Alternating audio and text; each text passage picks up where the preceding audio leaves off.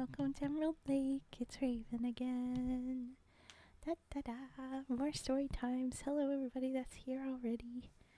We're going to be doing Ichor Falls Visitor's Guide again. We're doing more of those stories. So brace yourselves for all of that. We're picking up where we left off, so it'll be what is Ape? It's the Stillwood King. That's the first one. But as DewOnTheGrass is the one that recommended the stories, and they were excited for that one. We might choose a different story first, just while we wait for DewOnTheGrass. If they show up, then we'll swap over to that one. But yeah, I'm remembering that Dew wanted to hear that one, so I think we'll wait to do that. We'll start with excerpts from A Room at Cedarspring. That'll be it. Yes, it's more spooky stories. So, spoopy times again. And then back to fairy tales this evening is the plan. Alrighty. Okay. Do. Let's prep for the first story we'll read.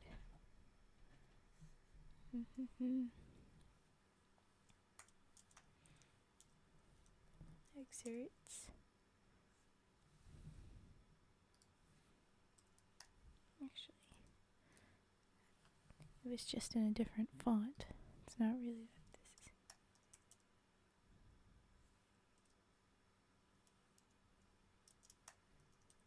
is. A Room at Cedarspring. There we go. First story. We'll have to go back up for Stillwood King.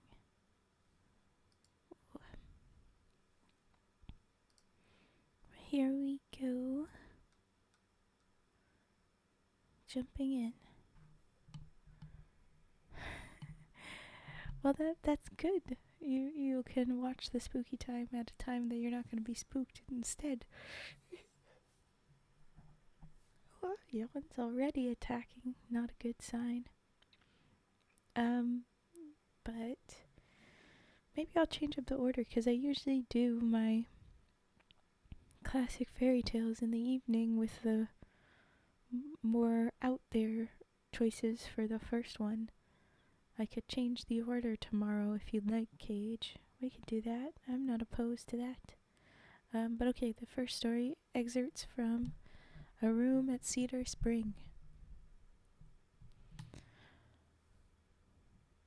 Afternoon time, rather. Don't mind me. Yeah, that one. Okay. A Room at Cedarspring, 2008, is a locally produced documentary by West Virginia filmmaker Warren Todd. Cedarspring at the Falls, Cedarspring at the Falls, a gated community in the Alicia district, was completed in 2006. A sprawling confluence of townhouse, apartment, and loft living, Cedarspring occupies one of the more scenic regions in or near the Ichor Falls area, nestled in the grassland beside the falls themselves. The community is made up of 80 townhomes, 50 lofts, and 50 single-bedroom apartments, with a kind of aesthetic logic that puts ivy on the 10-foot-high brick wall that surrounds the complex, evoking old world with none of that hard-to-sell history, beauty that draws you in without letting you pass the front gate. It's a way to clamp a pleasant lid down on the less savory aspects of the town. Despite the last decade of development and the boost to tourism, my window is being difficult.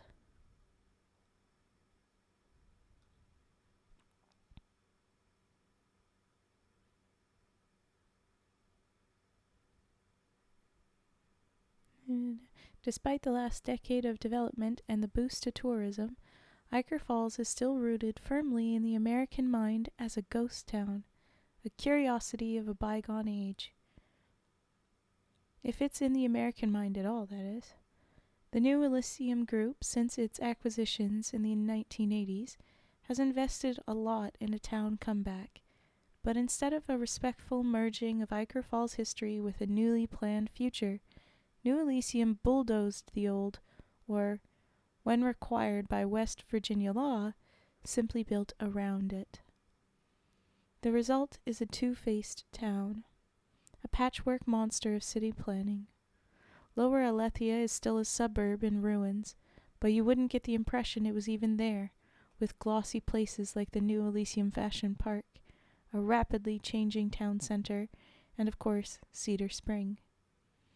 The town is one of deep, deep history, of tragedy and of triumph, of human, and of the triumph of human perseverance. Sorry. Hi, millennial. Successful future plans will need to honor that. You can't honor a memory by trying to hide it, ignore it, or repel it.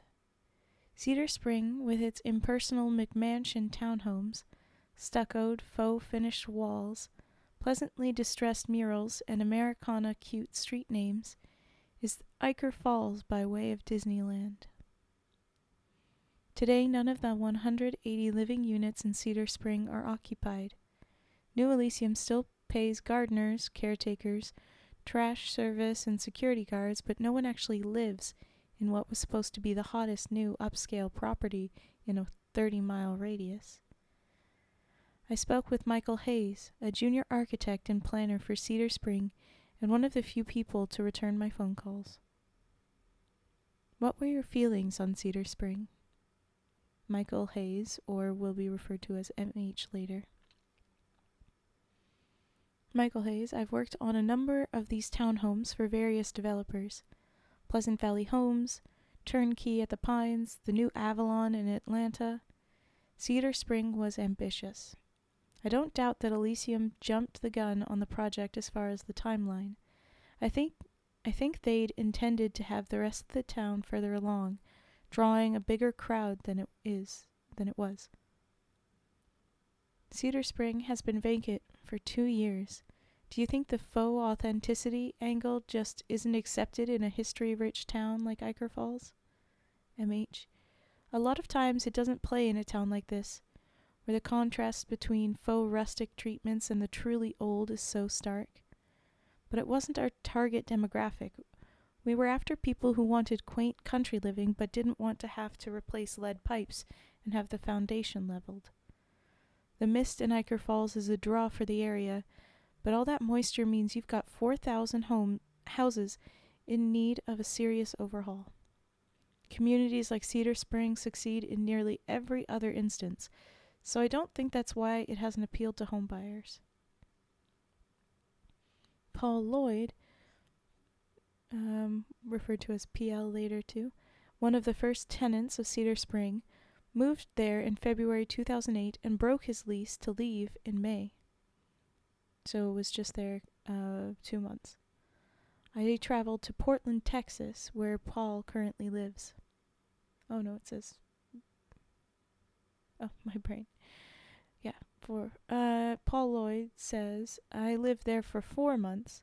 4 months too long. I still think about it. Talk about what happened to you while living in Cedarspring. PL.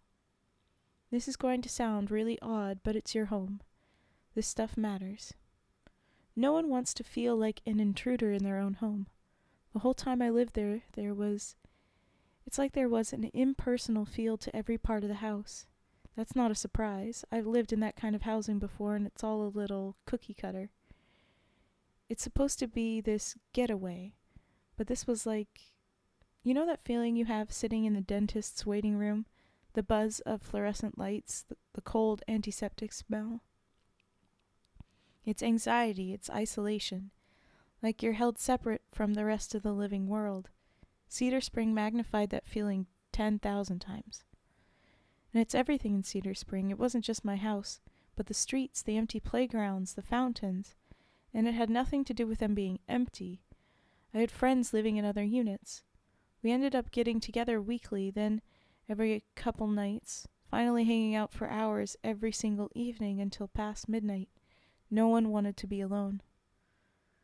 I started having nightmares, not about death or monsters, but suddenly I'd be in this empty white space, this featureless room.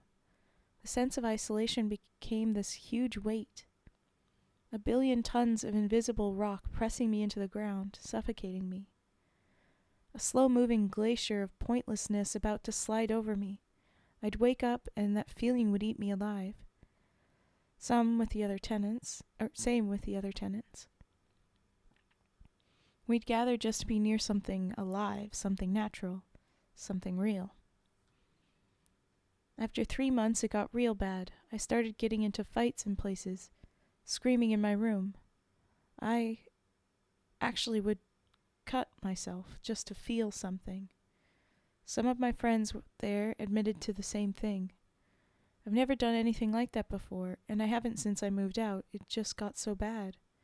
I stopped crying, stopped laughing. It's like we were going hollow. I don't want to get melodramatic about it, but I've thought about it a lot since then. People think of hell as some burning pit of torment, but I don't think it is. I read once that real hell is absence of God.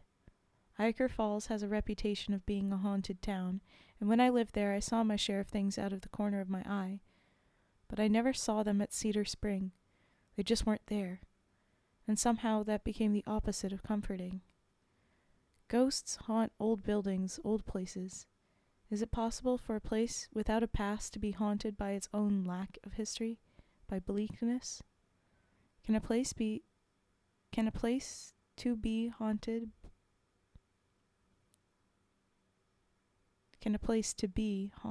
I don't know what they are trying to say with the sentence. Can a place to be haunted by absence? And then there's been photos at the end of everything, and this time it's like a little slide photo from a slide projector, and it's just a empty apartment looking room like they're describing.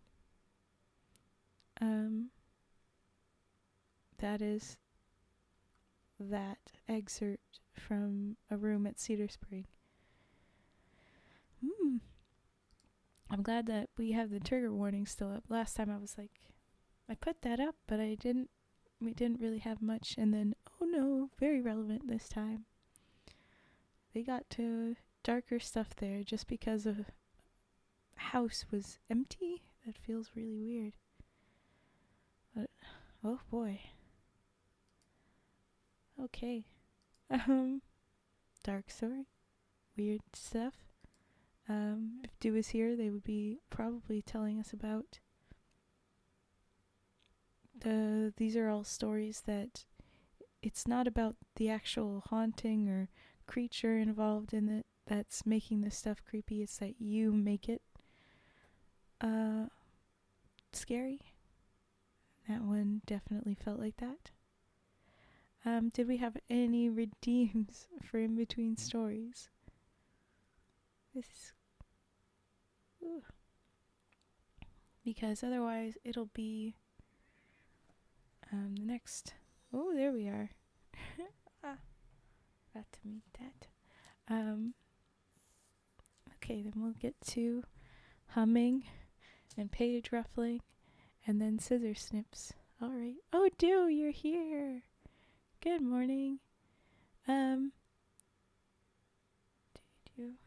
have I done? We'll go to the Stillwood King next. There.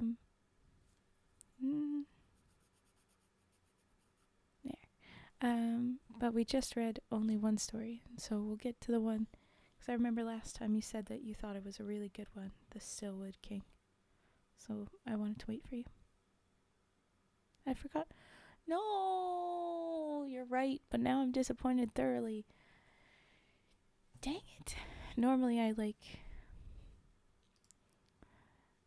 edit it. I stop the stream and I restart nowadays, but you know what? I'm not going to change it while we're streaming because I'm just going to have it later on today. I'm going to leave it up. It's already ruined. It's not normal fairy times. But it will be later tonight. Thank you for calling me out on it. I just wish I'd known sooner. We're already a story into it. Oops. Okay. Just fairy tales from a very specific fictional region of the United States. Yeah, exactly. Alright. Okay. Humming.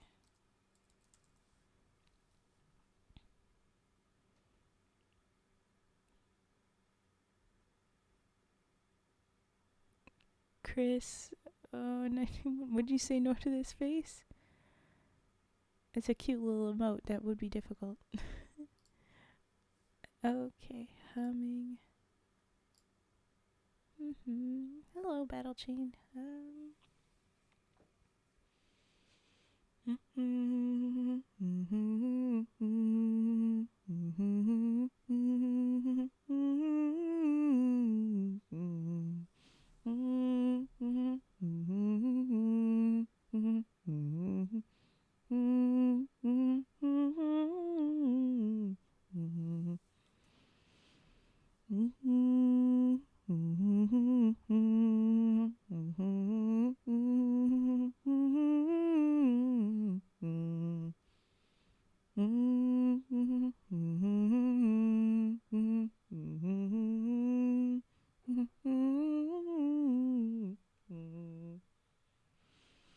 Anyway, here's Wonderwall.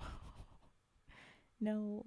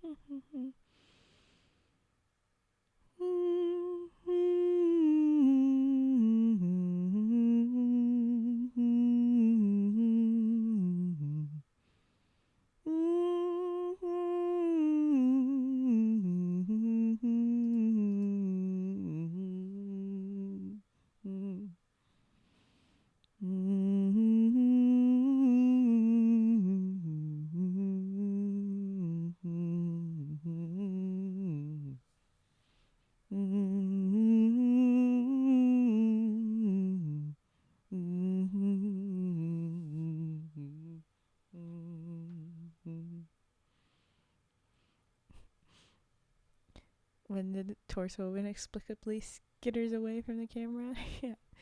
I don't know how to prevent those weird little moments. Sometimes I literally am not even moving and my model decides to just be like, whoop, whoop. I'm like, where are you going? Why are you headbutting? Why are you disappearing? Stop. But oh well. It is what it is. That was our humming and I forgot to change the thing till late. I'm just bad about the text today, I guess. But here's she's doing it. Page ruffling. Okay. Nah, streaming is hard. Thank you. It's just tech is being weird, but yeah, figuring it out I think is kind of hard for me. I think I can't do much, but maybe there is, and I just don't know it. Okay. Page rufflings. Here we go.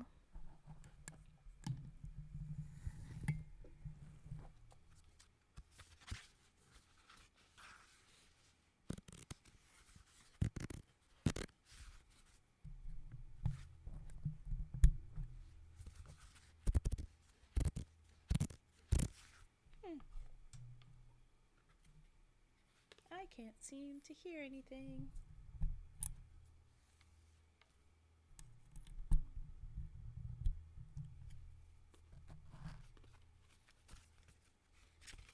There we go.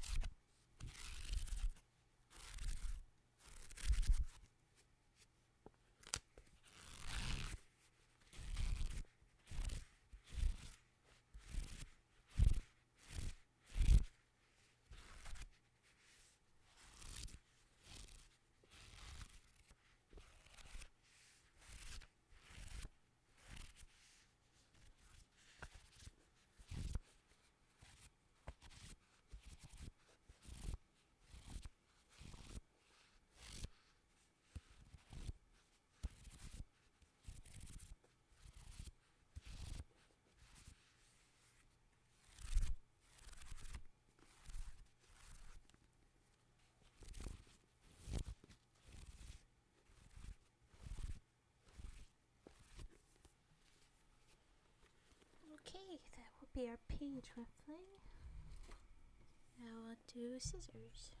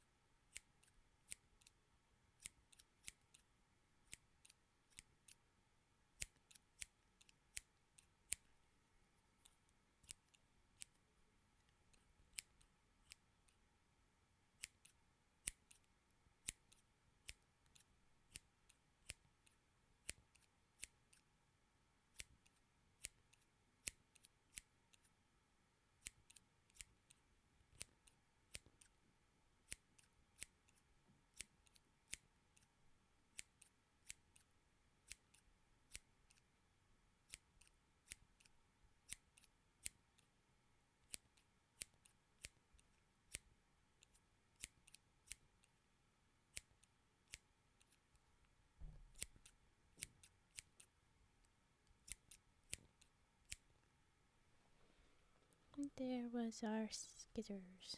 Okay. I posture check. Thank you, Dew. I'll adjust myself while readjusting. Ah. The model freaked out again. Oh boy. Okay, the next story, we'll do the Stillwood King now. Since we've got DewOnTheGrass here with us again. Oh, hydrate. Okay, I'll do hydrate too before we start. Oh, I scrolled back too far.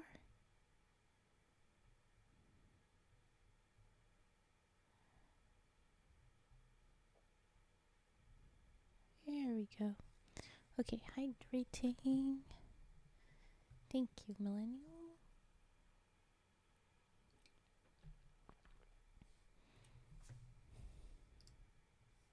Okay.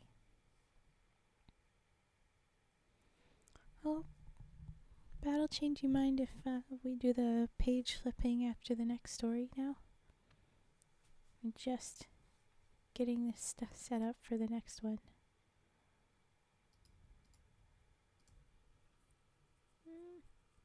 Itchy.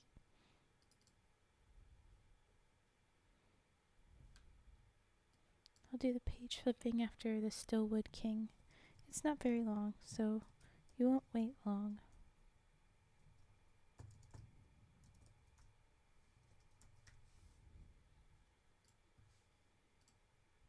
There we go. But I will do this page flipping first up after this. Okay.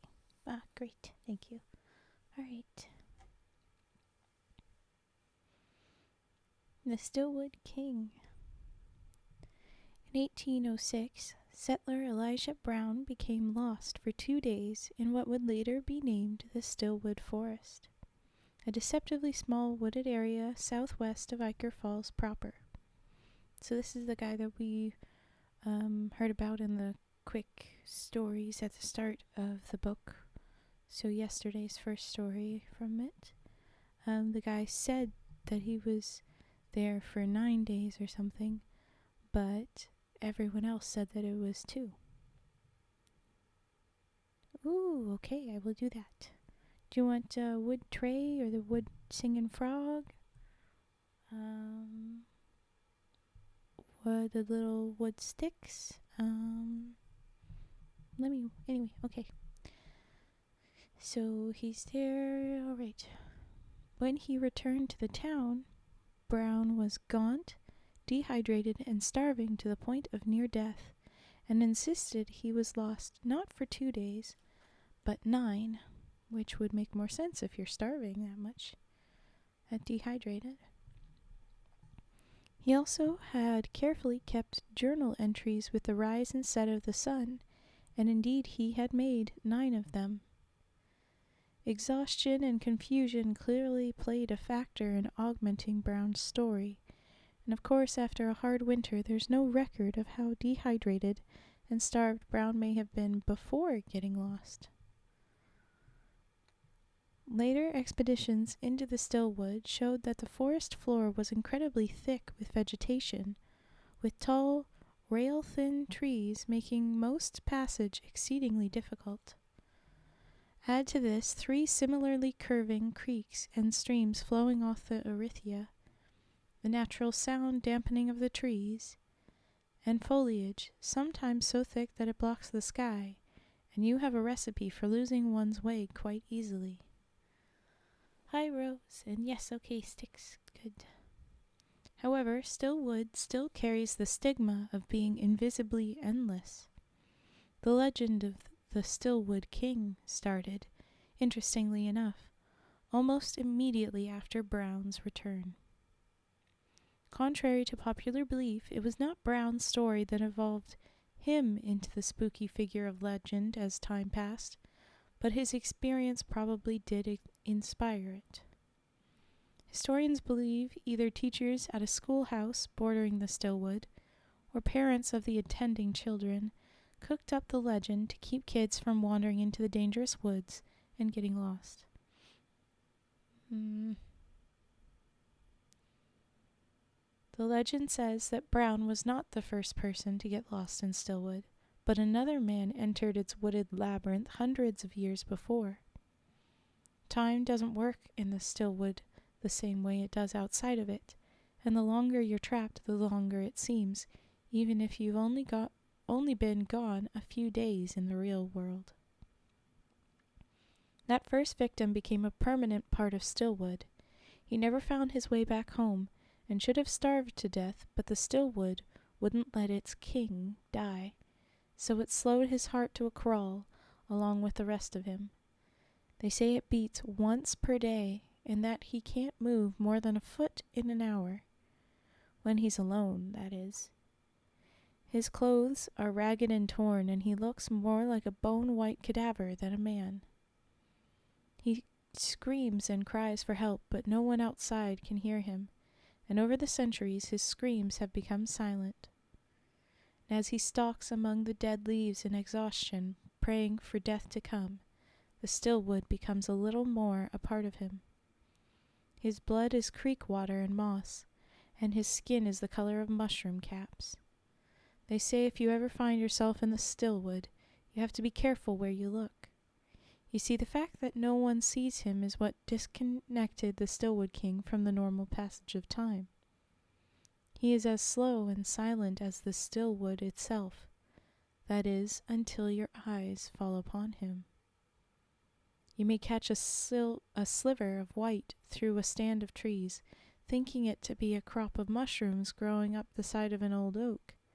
But if it's the king, you'll see that white shape spin around instantly, revealing two sunken black eyes, and a saw-edged mouth locked in a scream. Now you will hear him, and now he will be quick and loud and all the things he can't be when no one else is there. He has been waiting for this for a long time, and while you are looking at him, he'll move with all the pent-up time the Stillwood has stolen from him, has saved for him, and he will be upon you almost faster than you can blink. Almost, the legend says. So if you see what looks like a crop of mushrooms as tall as a man in the distance, don't stop to think, don't run, do nothing except shut your eyes. The Stillwood King already knows you're there, and the forest is no obstacle to him when he's fast. He may now be only inches from you, but if you shut your eyes in time, that's where he'll stay. Turn completely around, with your eyes still shut tight, and pray he wasn't fast enough to run behind you in that blink. Now feel your way through the forest, around the thin, close, brittle trees, and over the dead leaves, which will seem oddly quiet. In case he has positioned himself for you to come to him, change direction just once. Don't open your eyes until you've gone at least the same distance as the king was from you when you first saw him. With luck, you'll leave him trapped again, his heart beating once a day, his movement only a foot an hour. But if, with your eyes shut, you slowly press against a wet, shambling thing that smells like moss and creek water and feels like mushroom caps, open your eyes, so it will be quick. Ooh.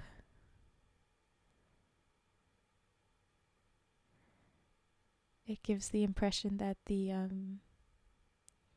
girl that was running when things are slowly shutting, that girl from the other story, that those two operate on the same will be quick when you see us thing. But that was nice.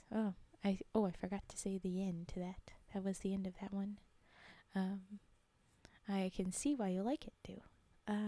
Alright. That was the end of Stillwood King, and the next one is called Convenience, but now I've got some redeems, so...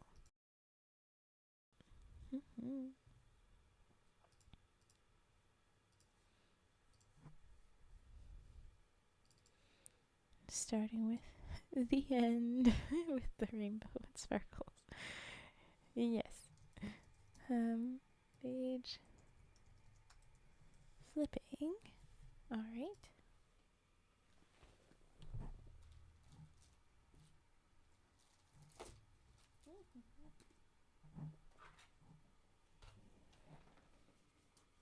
Alright.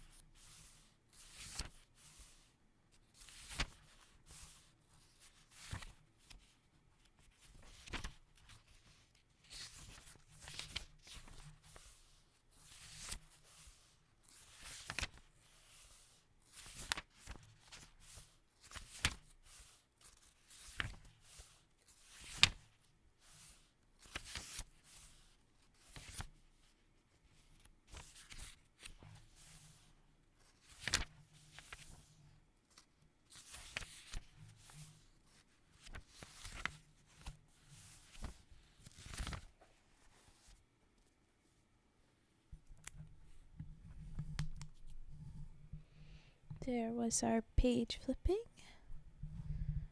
Okay. Why are my headphones not consistently letting me hear things? Okay. The next is the tappy taps. Yes. Alright. With the sticks. And then dice. Oh no, then singing frog and then dice. There we go. Okay. Pages are comfy. What book am I page flipping? I use 2 books. I've got a little cardstock notebook thing.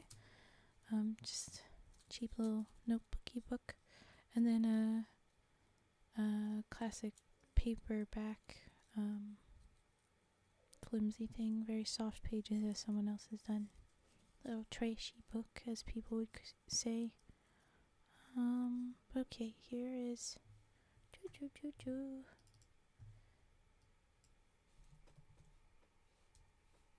tappies.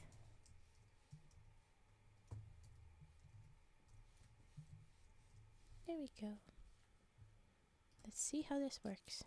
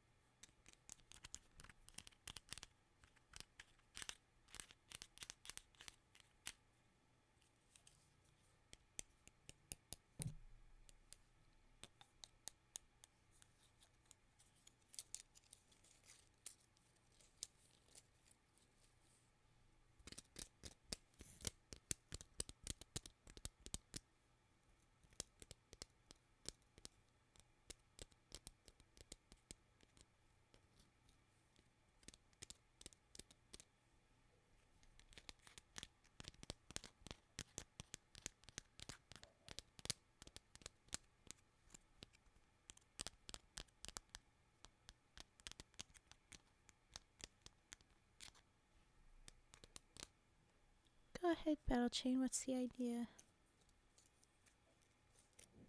Especially if it's about how to do the tappy taps.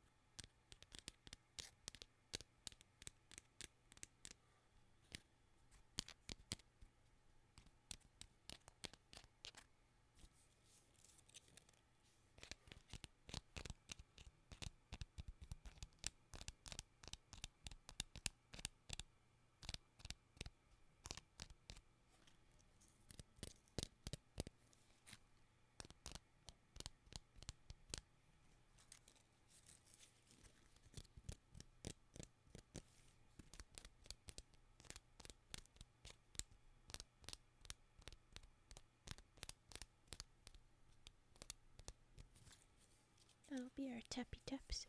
What if I threw out a story, did page flipping while I was reading?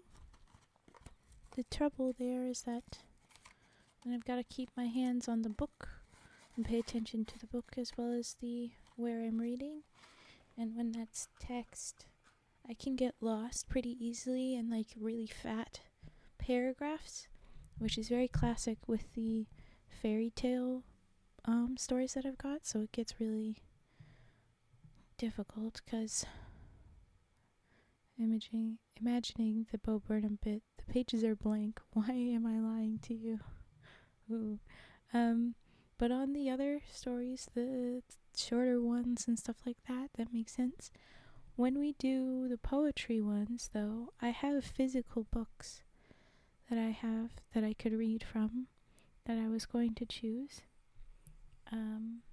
Random little books that I have been bequeathed. So, like, that's why I kind of thought that I would read them.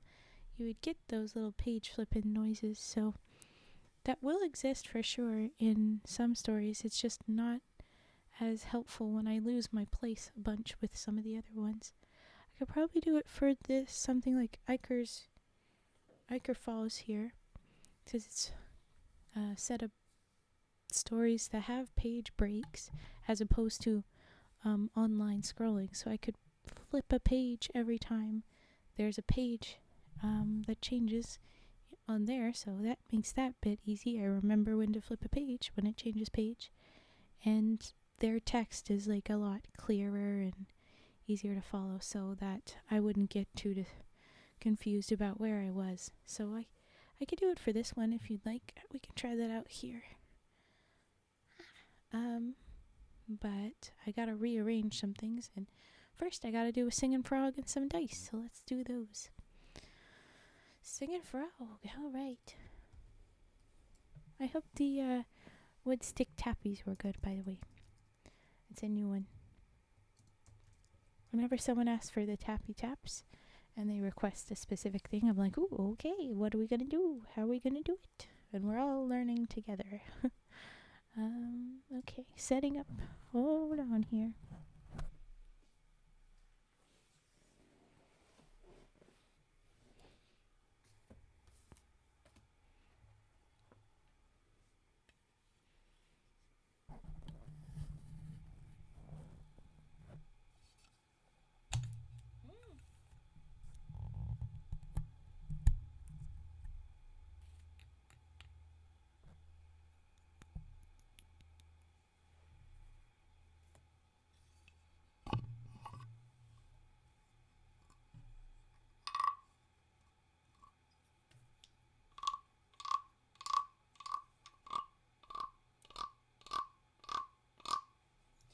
I'm using a pencil instead of the mallet this time, and it sounds rubbery. I don't know how else to say it.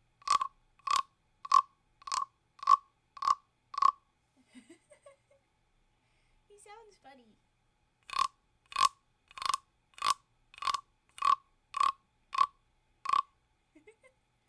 That's what he normally is.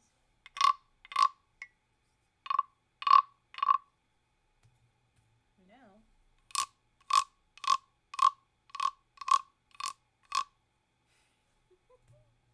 Okay, sorry.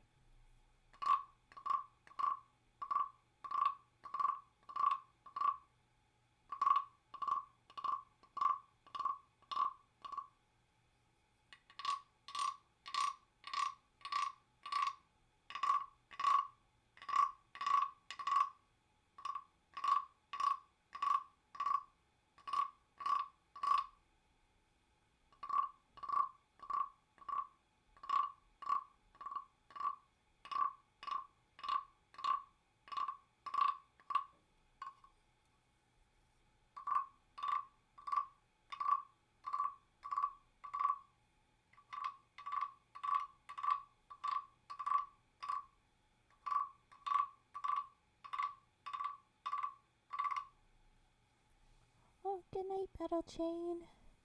Have a good sleep.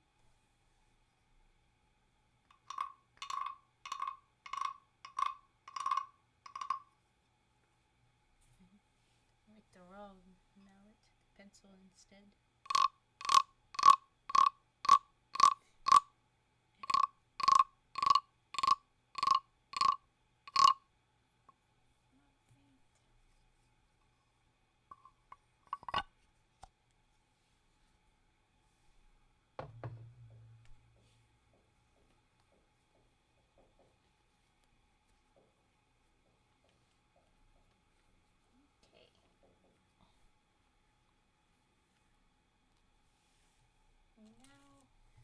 Now we do dice.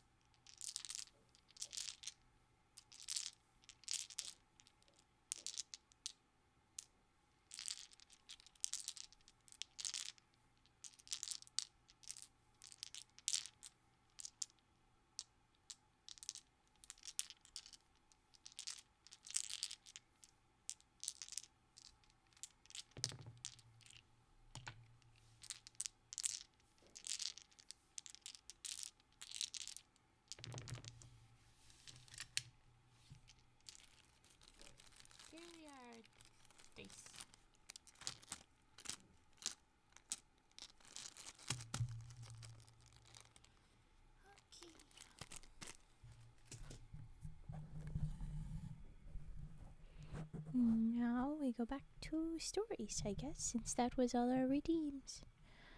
The next story is convenience. So let's get that up.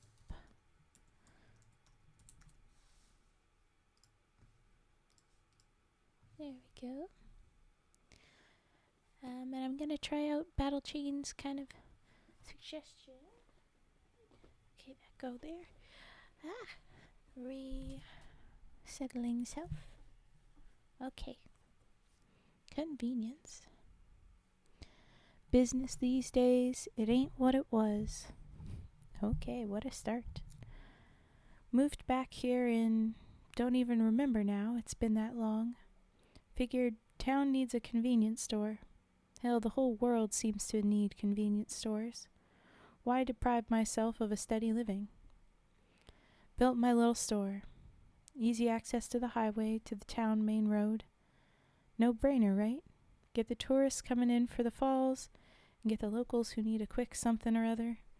I win, the town wins, works all around.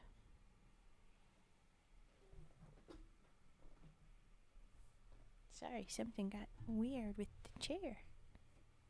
I see now. Seemed to work for a time, too. Got the locals pretty regular, got the tourists sometimes. Even got the odd state trooper who was coming in to have a look around. That store was the first smart thing I did. Life just crawls by when you got worries. Bills to pay, job after job, letting you go, getting fired or laid off. Now that I owned something people needed, people wanted, time went by I didn't even notice. Years. Made pretty good money for my station, though I can't say I saved much. How the time did fly. Did notice, though, when the tourists started dropping off and the state troopers started picking up. I still had the locals, but they started being different locals. At first it was just poorer than usual, slower than usual. Had to repeat myself when talking to them, you know. Also noticed how they wouldn't come in the store if the troopers were here. Figured it was 'cause they were illegals or something. Nothing against that. Times were getting tough all over, and as long as they paid, I had no complaints. Thank you for the follow, Raziel McLeod. Thank you for joining us. Nights were hardest. Long nights, just me in the store. The odd shuffling local coming in or going. Oh, I forgot. I forgot the page flip I said I would do. Oh, well. Oh, thank you for the follow, Reese VT. JJ smart last night. Oh, thank you for joining us then. Glad that you fell asleep. That's always a big compliment.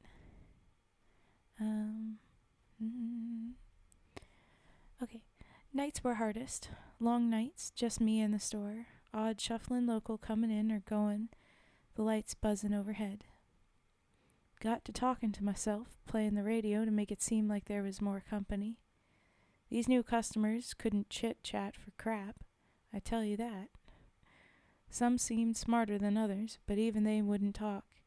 You'd get a grunt or three, but mostly they just stared at you with this gleam in their eyes. Every small town has its downturns and whatnot. Crime goes up when the road gets bumpy. Started carrying a .38 revolver in the store. Everybody's bodies. There's just a dash, but body's gotta protect himself, don't he? Oh, thank you for the follow, Pope Francie? Pope Frankie? I'm guessing it's referring to Pope Francis. Gotta protect. Heard the state troopers on their CBs talking more and more but about trouble in the town, strange goings on and the like. Wouldn't know. Never mingled with the locals. Ah, yay! Thank you. Yeah, it's not actually fairy tales. I know my title's misleading today. I gave up on trying to fix it. I don't want to fix it, 'cause I'm gonna have fairy tales later tonight. We got spooky stories right now. But it's still stories. So that's good. Um, wouldn't know, never mingled with the locals, yes. Their money was good enough for me, but they were a weird lot, dragging their feet, wearing rags and dirty things, all homeless or squatters or the like. I'd see 'em congregating in my parking lot after dark. Keep your perversions to yourself, I says, and we got no problems. But still, I started looking forward to having cops in the store. They were there to lay down the law, and the shufflers knew it, and it kept 'em scared. I liked that. Another year goes by like that. Things aren't looking much better than the next. Pretty soon I can't count on selling anything higher price than a stick of gum, a pack of cigarettes. These filthy shufflers 'd come in, poke around, gimme that stare of theirs, and walk without so much as buying a gumball. I figured the town had it real bad then. One thing for a person to go into a store and not buy anything, but to come back, again and again, like they were just coming in out of the cold or something. I didn't appreciate that. No, I did not. One night I was getting ready to close up. One of them shuffling locals comes in. He's shuffling around, looking at stuff, pawing at different things, taking his sweet time behind the racks. "Hurry up back there," I yell out to him. "It's late. I'm closing up." Damn idiot just grunts. Keeps shuffling, makes those weird little circles as he goes. "What, are you deaf?" I said, "Move your ass back there." "Move your ass back there," sorry, I yell. It's cold and the game was on that night. Wanted to get home, kick off the shoes, grab a beer, hunker down and cheer my guys on. Shuffler back there, all matted, stringy hair and dirty, grubby clothes. I swear he's shuffling a trail of sweat and grime all over the store, rubbing his filth all over the place. All I hear is his dirty feet shuffling, moving to another spot, still making those noises, probably pawing all my merchandise, getting everything filthy back there so I'd have to clean up before opening in the morning. Filthy, stinking shuffler. We're getting more and more aggressive about how dirty they are. He was kind about the struggles and the homelessness in the very beginning, but it feels like this storyteller is getting more and more obvious that he really just isn't as kind as he says, but at the same time, I know this is a spooky story, and it's probably supposed to be, like Swamp Person, where it's really like unnaturally dirty, literally just filthy. But anyway, okay. I decide the whole business is too weird for me, and my patience just run out. I grab my gun, not because I think I'll need it, but just to be safe. Be pretty stupid to confront a guy and leave my best defense in the front counter drawer. I walk back there, get close enough to him. Close enough to smell the filth. It's steaming off him, into the air around him and me, and he's just staring at me through that greasy hair of his, those dirty gray bloodshot eyes just laughing at me. This filthy maggot is laughing at me, like he's got more business in here than I ever did. I said, "I'm closing up now. You have to come back tomorrow if you want to buy anything," I say, nice and slow and loud, and he starts grinning at me, and his teeth are the only thing that ain't dirty on this maggot, and he's moving closer to me, and I don't know, he's like rippling under his dirty, baggy clothes, or maybe it's just the smell. The stench escaping his body, pouring out of his goddamn filthy sleeves and pant legs, and it rattles me, but by then I'm already so angry. I grabbed my gun and pointed at him. "You get the hell out of here, you get." But he's still moving close to me, that stupid fat white grin closer, and the glint in his eyes matches the glint of my gun, and the smell. God, the smell is everywhere, and I'm thinking how the stench in my nostrils, that same air was under those clothes a second ago, escaping when he moved, steaming out from his filthy body and getting into my lungs, inside me, and he's rubbing all the filth he carries with him, the filth he makes all over my piece of shit store. And God, I hate this town and this place and him and his kind are what's ruined this town and all those years I worked here, building and saving and growing something to keep the lights on at home, and these dirty, stupid shufflers ruined it all. And he's so close now, and that rippling under his clothes. It's faster and his teeth are closer, and the shine in his eyes is so bright I can't move. I'm so damn angry now. He's even closer now, and I can see the things I couldn't see before. And I know that what the rippling is, and the smell, and the minute his breath hits my body, I snap. I just snap. Next thing I know, I look down and I see my revolver in my hand, cylinder empty. I put all 6 bullets into him. There wasn't much to clean up as much to clean up as I thought. Just tossed it into my trunk, dropped it off in the woods on my way home. Caught the tail end of the game, too. My guys won. Slept like a baby that night and came in early the next morning, cleaned up from the night before. Buddy didn't tell us what the rippling and the smell is, so this is extra uncomfy. I don't like it. Locals dropped off pretty much right after that. Wasn't too surprised by that. I think the shufflers knew what I'd done, and I was proud to do it. They knew that too. Did get a big uptick in state troopers, and a little while later they ran a whole mess of shufflers out of town. Good riddance. Still think they didn't do a good enough job. Too soft about the whole thing. But I guess they got their rules and they did what they were told. The whole thing kind of gave me a little mental boost, tell you the truth. I took up hunting as a hobby right after that, back to nature, back to God sort of thing. I ain't one to brag, but I once caught well, you know the joke. I don't. Wish I'd taken more trophies, but night hunting is about speed and surprise. Cutting off mementos would have ruined the moment. Had to stop a few years back. Local game learned new places to hide, and my bones were getting tired. I guess the troopers found a new route at some point because they stopped coming round as much. But I hung on, still got the highway trade, and a little business from the town over. Plus, knowing the territory now, I hired myself out as a kind of hunter tour guide, selling what I learned over the years. Made some money. Now that this redevelopment stuff has started, I'm glad to see the old stuff go. About time this city had some fresh blood, I say. Oh.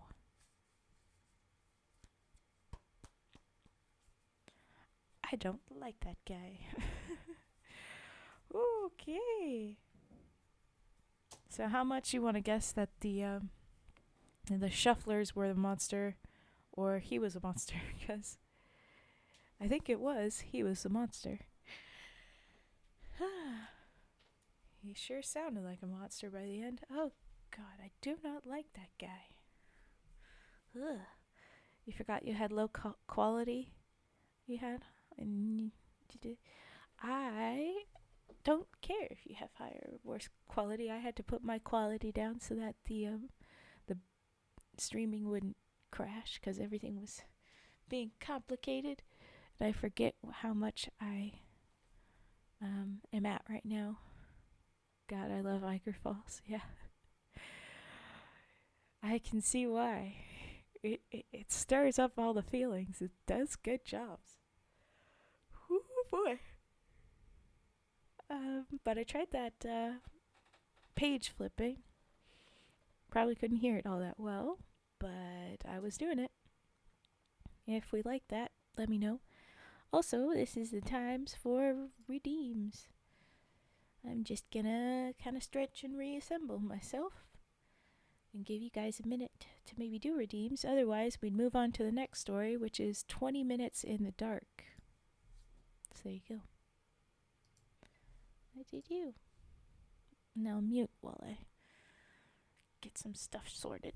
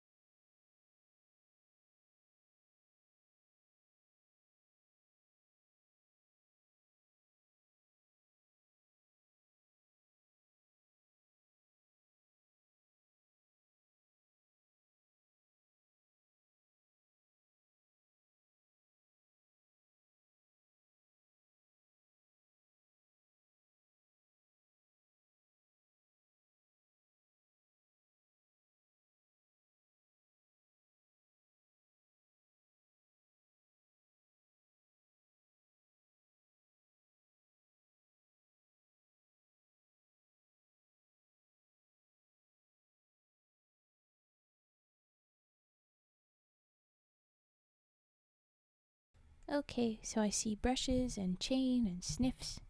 We'll get started on those. Here we go. Do.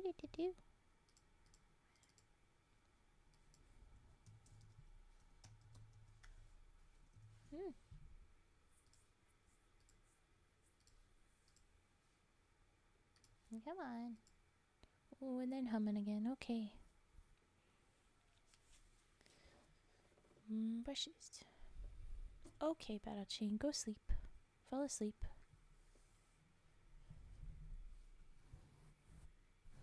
Oh.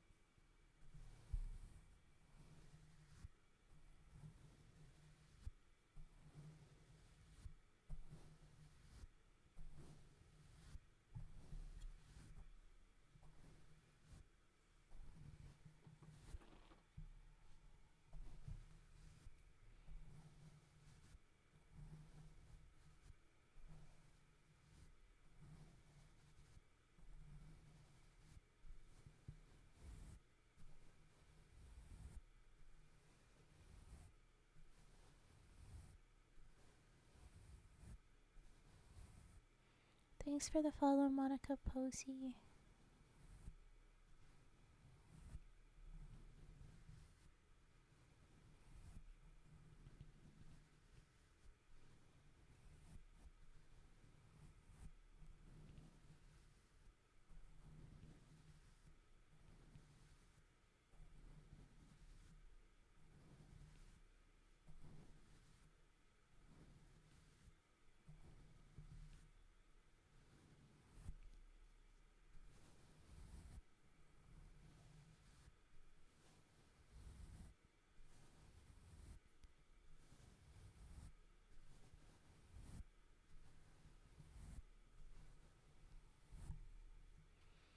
Now we'll move to the chain.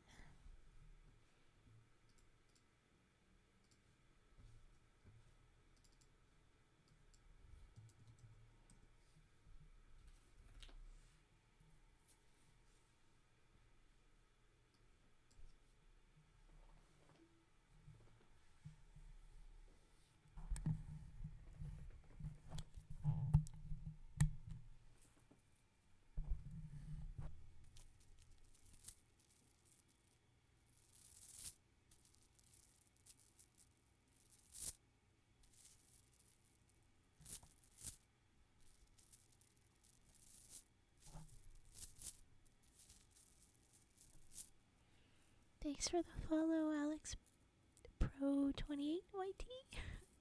Thank you for the follow.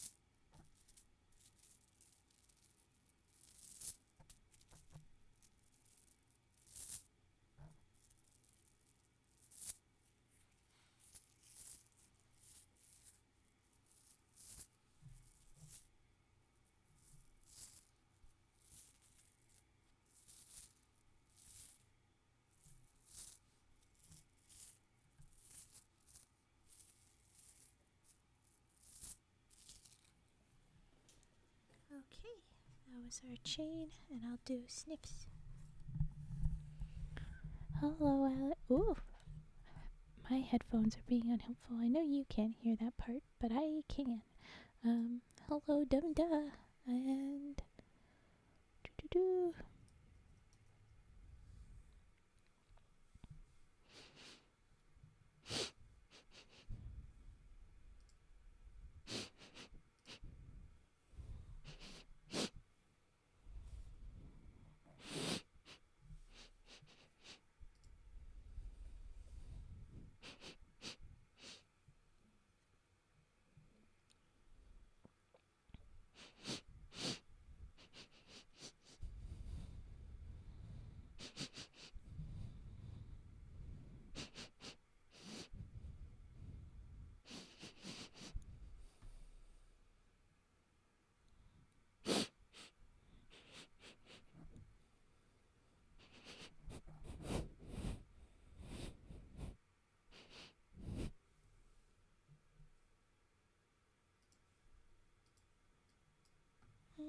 do the humming. We've done a bit. We'll do more.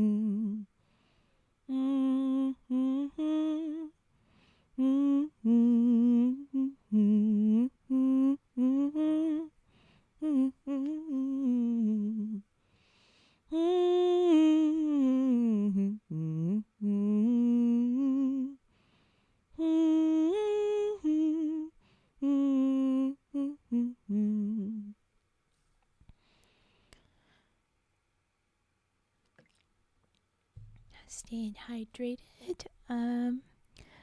Do another song for a few rounds. For the scissor snips, I'm going to do one set, and then we'll do the other set after the next story, if that's okay.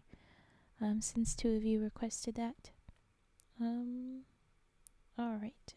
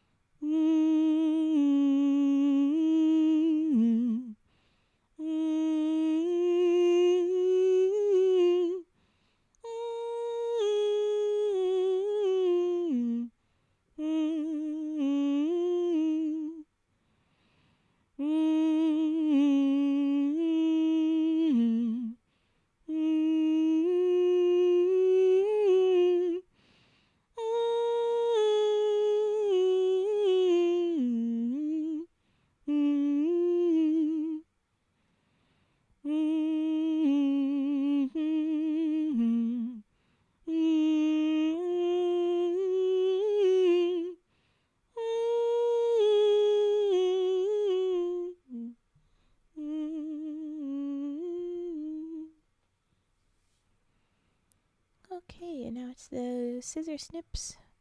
One of 2. And the other one will be after snizzer. What? Scissor snips. And we'll do the next one after the next story. Okay.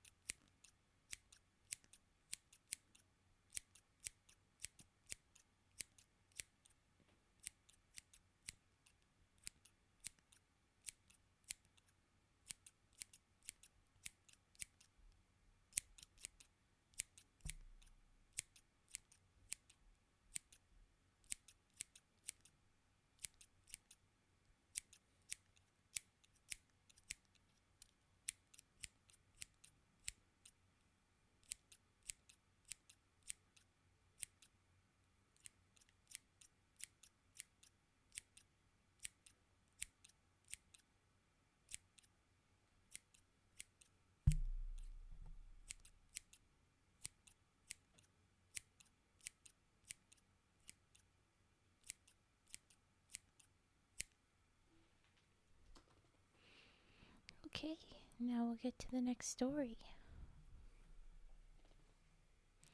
And this one is 20 Minutes in the Dark. Okay.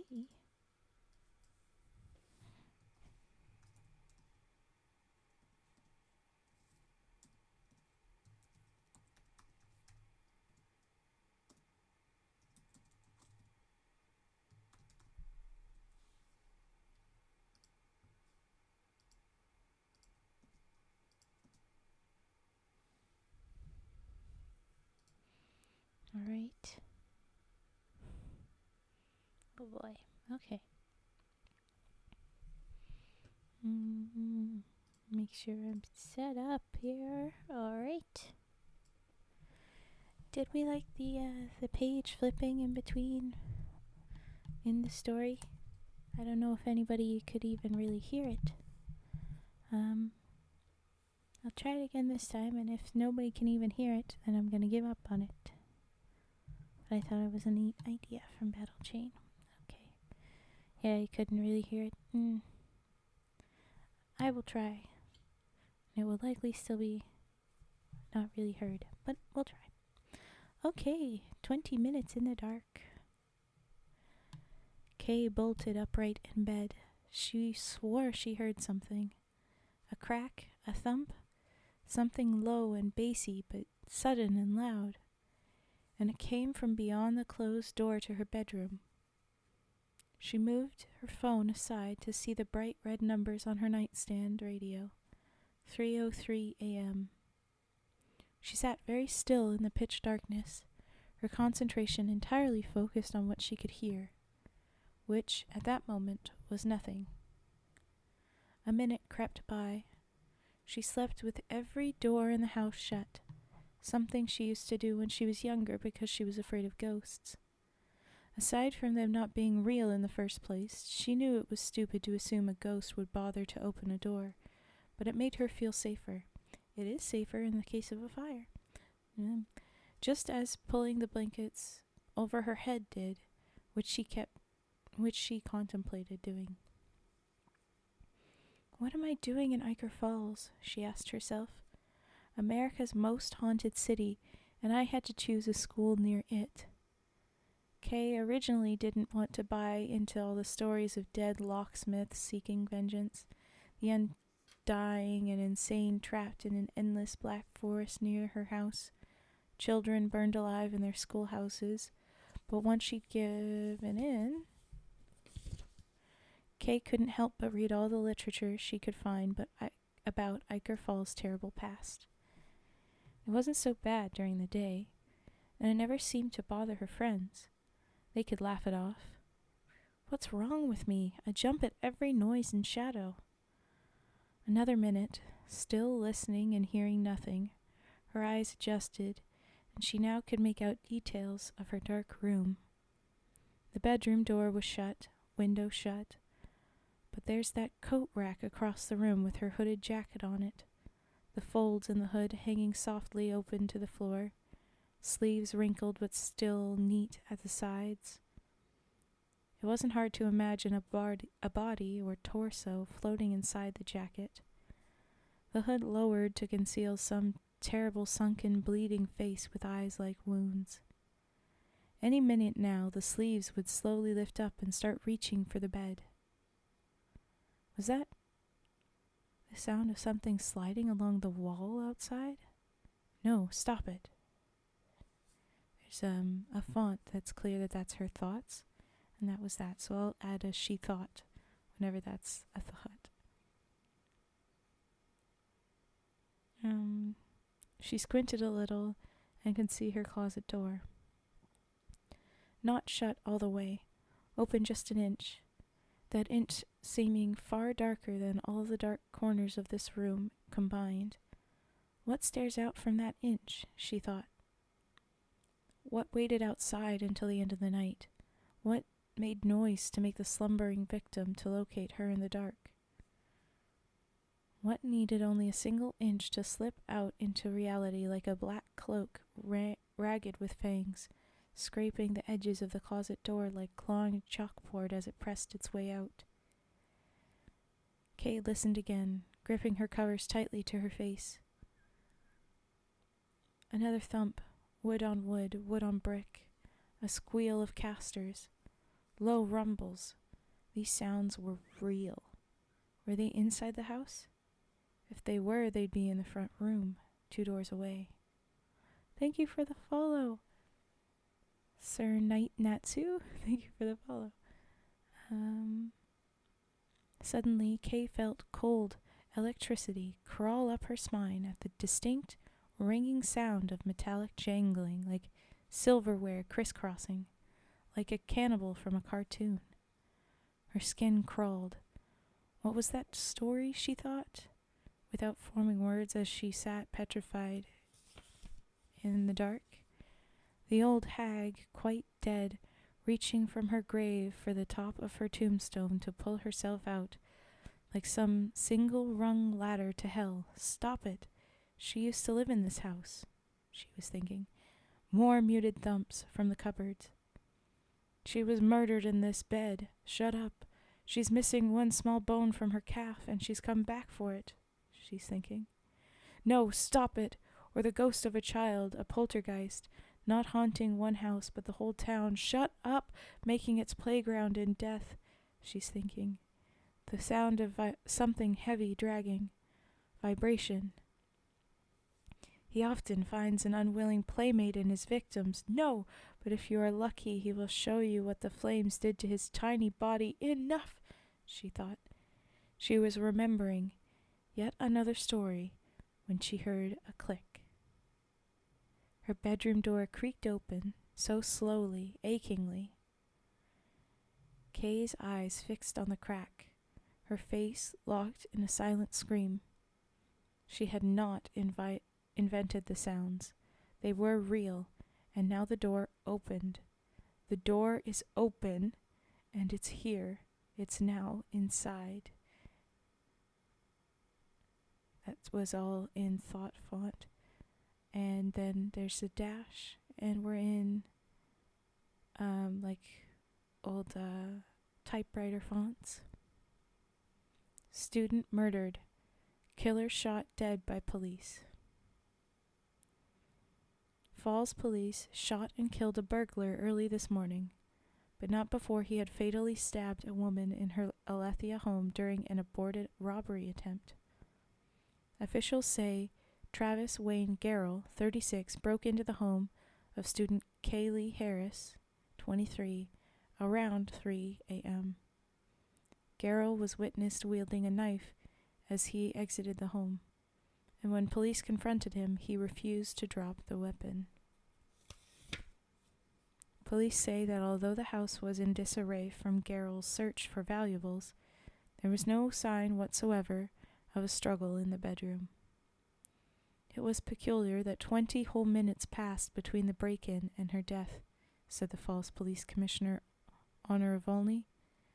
She died with a phone right beside her, untouched. We don't know why she didn't feel compelled to dial for help at the first signs of trouble. The end. I guess that one is spooky because, you know, all those times where you're like, oh, it's just noises, I'm making it up. Wait, no, that one's real. You should have just called for help. But what if you were calling when it wasn't really anything? You don't want to do that. All those sorts of moments. Oh, gonna make me question everything next time I'm unsure if a noise was real or just in my head. Ugh. But there was that story. And now we'll go back to redeems. I've got scissor snips up first, so we'll do that.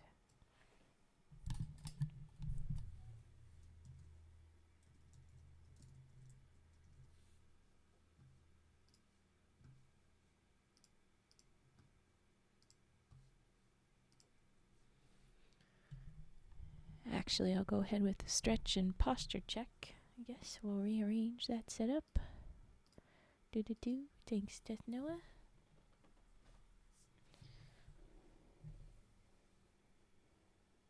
Okay.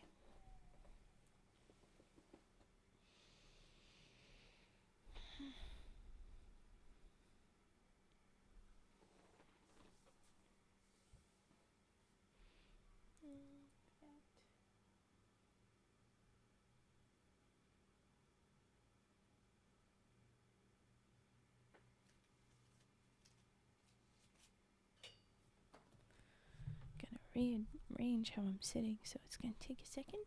But then it will be scissor snips and then brushes.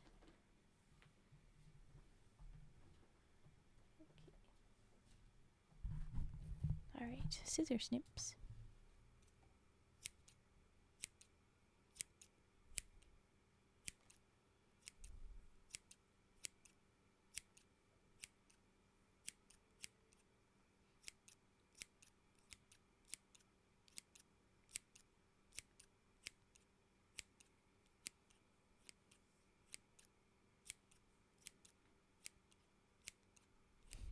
My model looks like she's falling asleep.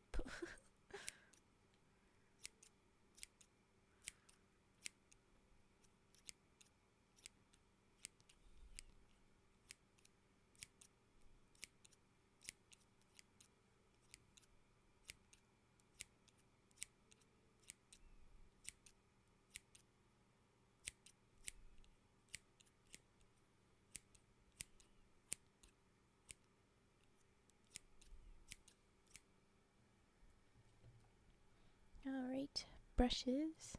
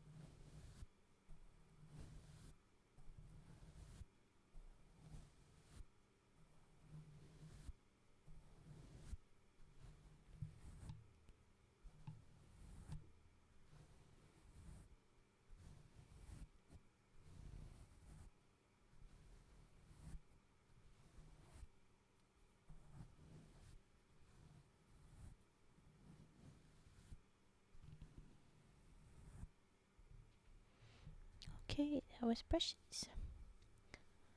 Alright.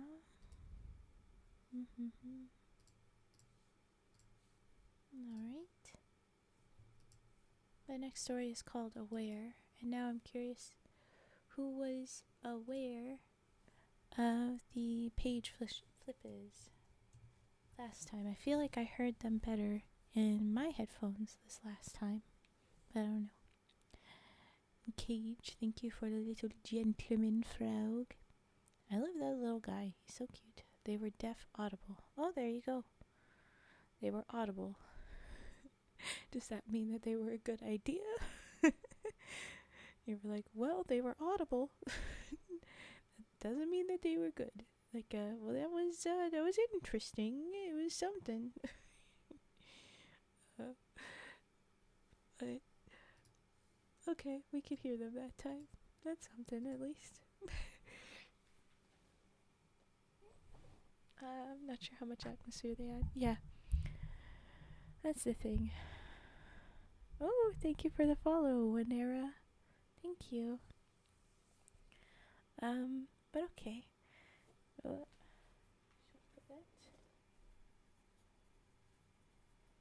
Yeah, updating little things. I keep track of which stories we read, and I missed that one. And now this one is just Aware. Fun. So, I guess we'll do the next one. Songs page flips. This time. Okay. Here we go. She snapped back from the cognitive abyss she found herself staring into. Something that happened far too often. It got in the way, it always did. The thick, dark air hung over her supine form, enveloped by a deafening stillness, her body cold and numb with old sweat from a receding sliver of a dream. She steadied her thoughts and concentrated. Not again, not again. There was the anticipated excruciating tensing of muscle fiber at the corners, pulling one against the other until whole striated networks of intertwined flesh stiffened like toothpicks, forcing hot blood from capillaries, sending plump cells and smoke-thin platelets cascading into arterial walls. The abyss again. How long it lasted she could never tell. She cut herself free, willed it. A sensation of electricity hit her hard as it always did, and here came the cruel entanglement of thick black hairs, hundreds sliding against hundreds, clawing and scraping as the familiar arc of light appeared, searing her. She often thought it would be better to get struck with the harsh glare all at once, but as it was, the brilliant scalpel slid across, exposing a deep, raw swath of nerve endings that had been absolutely poised for hours, waiting for this tiny, ragged white line of pain. Lost in it for a moment, she could never feel exactly when it takes over. Back now. Helpless, she now felt a growing rush, a tremendous pressure that welled up from below. A single heartbeat reverberating within that flooded channel. Even this she sensed, and mercifully the pinched, hard edges of her tear ducts slid open, offering a minor respite from the sensation of dry, corrugated flesh grinding against taut, throbbing sclera. Her eyes were finally open. Less than a second had passed. 60,000 to go. The image that goes with it, it kind of covered up the text, and the image is a circle, lots of lines, a couple more circles within it, and a bunch of, I would guess that is Latin, tiny lettering written all around the outer circle, and that outer circle kind of layered up with the 60,000. Honestly, I'm confused. Oh, and it looks like, yeah, they've got it lined up so that the continuation of the circle goes on to the first page of the next story. Since if it's bound that way, it will, yeah, it'll bleed onto the next page like that. Ooh. I think because that last one was so short, I'm going to just run into the next story, but it's OSDO9-H03. Interesting.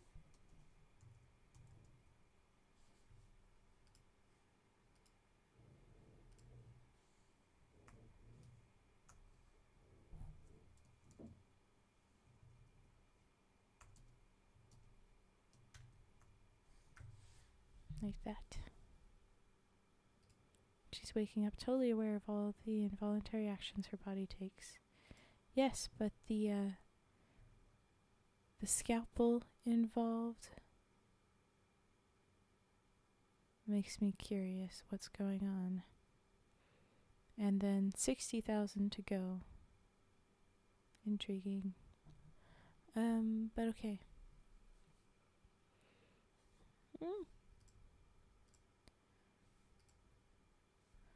Was the title Aware visible when I just read that? I just realized it might not have been, and now I'm a little disappointed.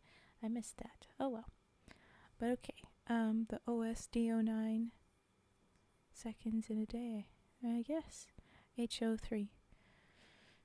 Hoo-doo-doo.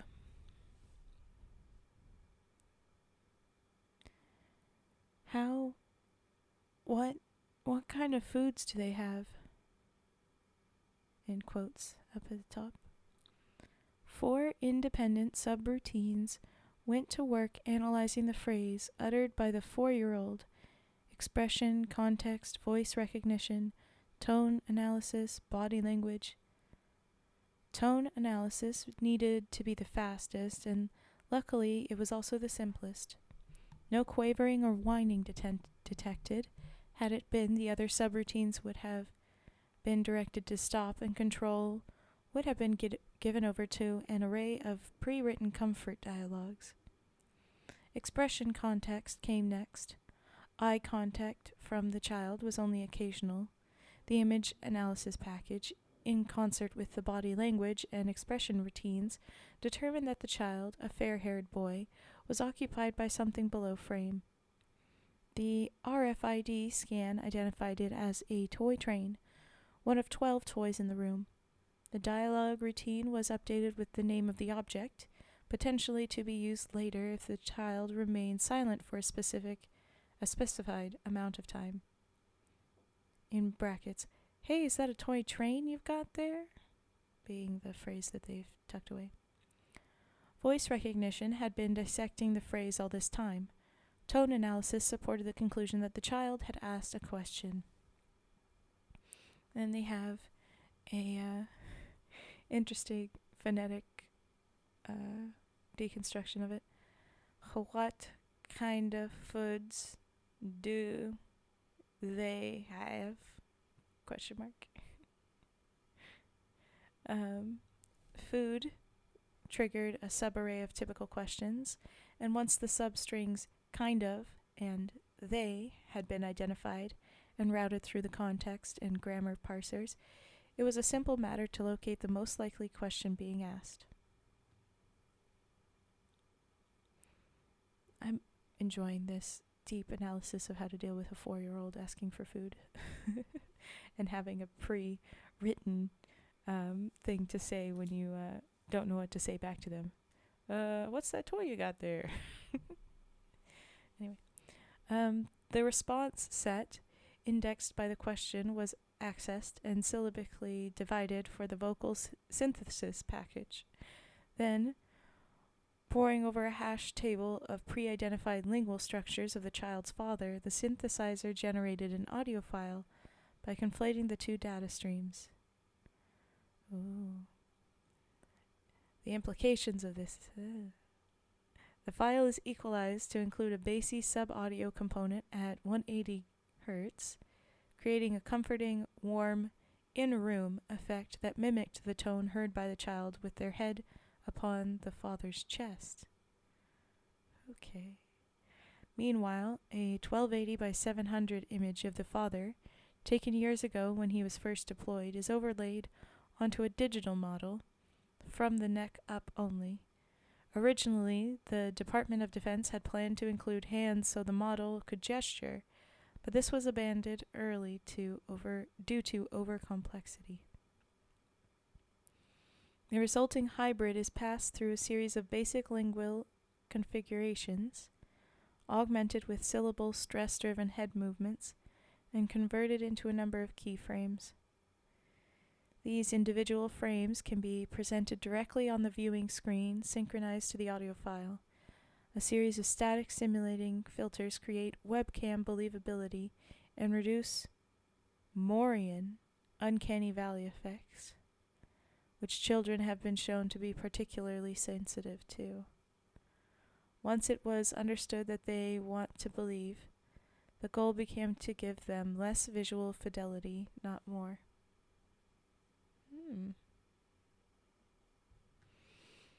Okay, and then it looks like this is in the same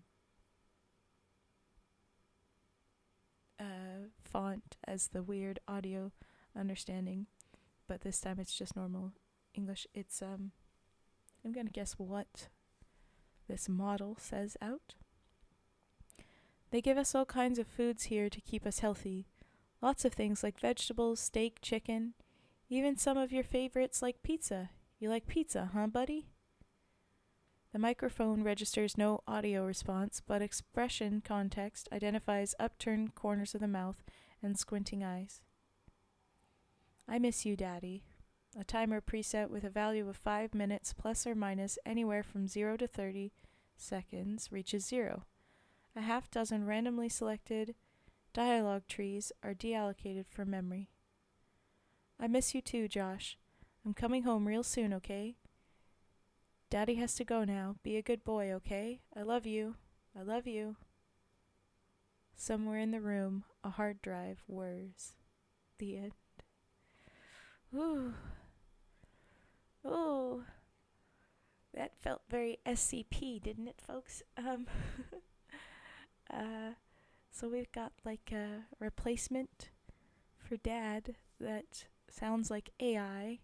We've got a suggestion of the Department of Defense planning this model, having this, so Department of Defense included. I was confused by Morian uncanny valley effects. Capital Morian. I don't know what that would be referring to. But ooh, okay. Spoopy. Spoopy. Alright. Do we have any redeems now?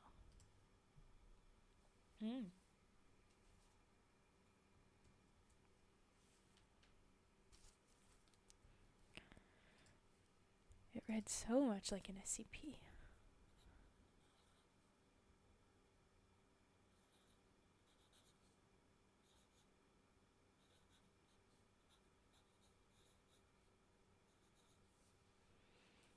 Keys. Okay, keys. I'm about to head out. I have another long drive ahead of me today and tomorrow. Oh boy. Okay. Drive safe. Good luck.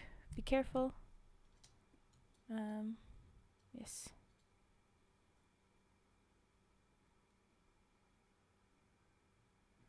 Oh. Okay. Well, then that makes more sense. Thank you for that. That Morian must be referring to the man who codified the uncanny valley effect.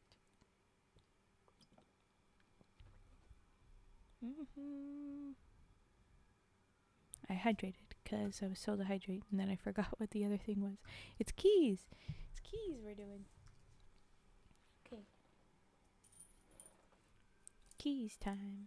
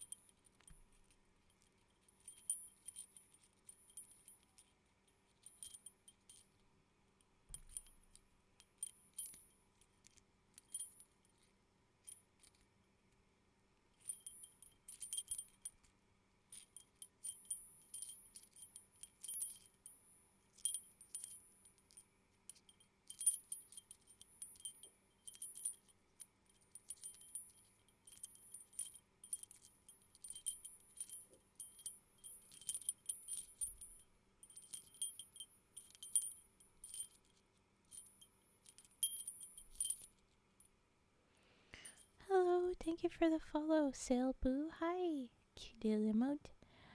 Thank you for the follow, Full Moon 2001. Glad you both are here. And that was our keys redeem. If we had any more before the next story, I'll do those. If not, the next one is called Indistinguishable. We're reading some spooky stories. Ooh, okay. I will double check it now while I also kind of wait. Okay.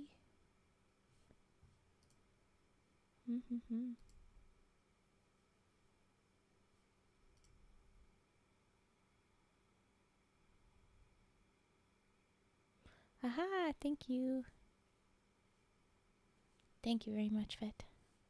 Alright. Go ahead and lurk away. Oh, thank you for the follow, Poachy Pond. Thank you. Look at this. We're already 5 away from 500. Oh my gosh. 495 followers. This is nuts. This is insanity. Okay. And need to put that away, but then this come back. Okay. If we have no other redeems, I can start reading again. And to help reach the milestone. Thank you, Pochipon. Thank you. We're so close. I'm getting excited. It's not far now. Alright. Where was I doing? Oh, yes, okay. Yeah, I guess I'll just prep the next story then. And if someone, if you would like to redeem something, you can drop it while we're doing the story, and I'll get to it in the next break between stories. Where was I? Yes, things.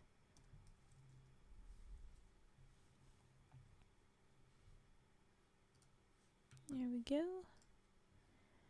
This is our next story. Okay. Alrighty. Oh, adjust. Here we go. It is a process which I derived empirically.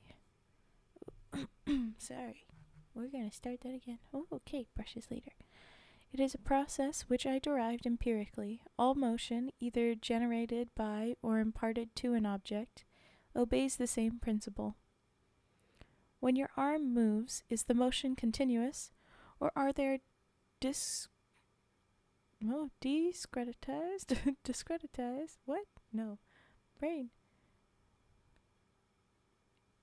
Discretized?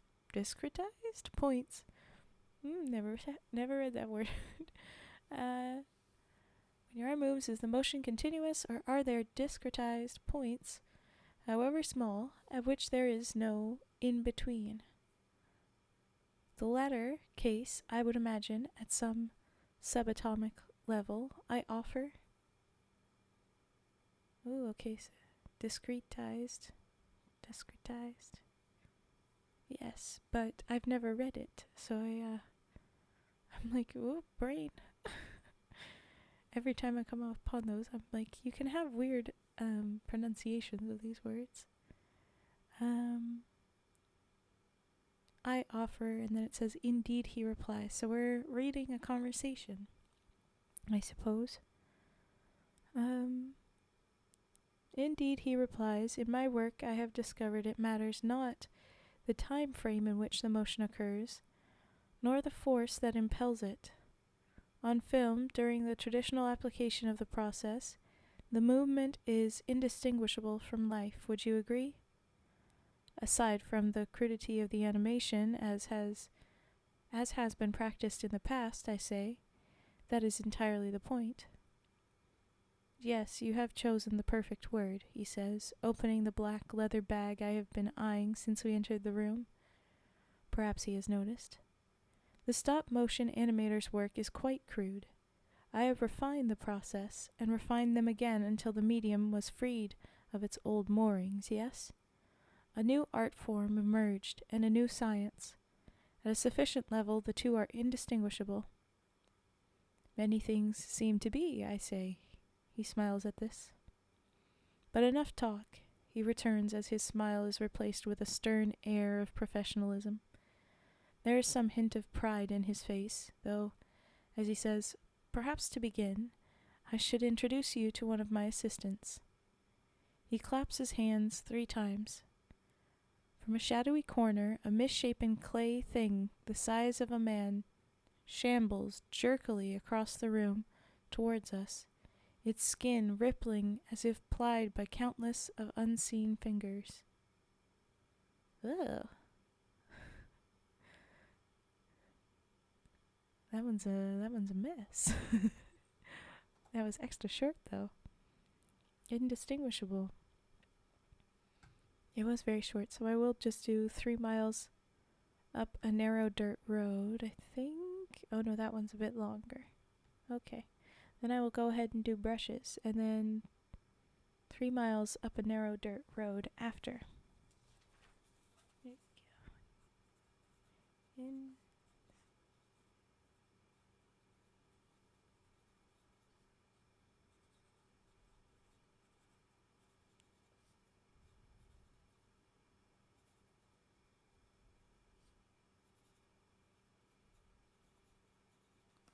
Updating the stories as I go too. But okay. Thank you for the follow, Turtle2053. Thank you. Brushes and then dice. Perfect. Okay. Ooh. Brushes. There we go. And oh, things. Hi. Okay. Ooh. Here we go.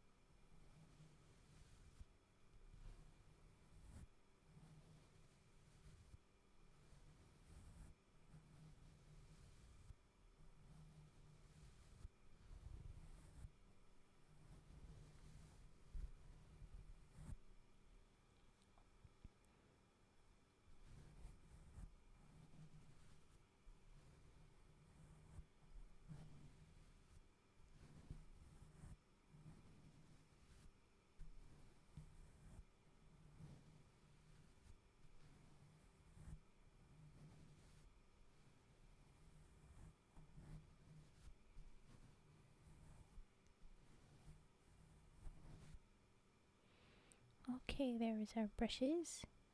We'll do dice. Oh, thank you for posture check. We'll do that in a minute. I'm just still in a good place to do dice. So, here we go. Dice. Mic adjustment.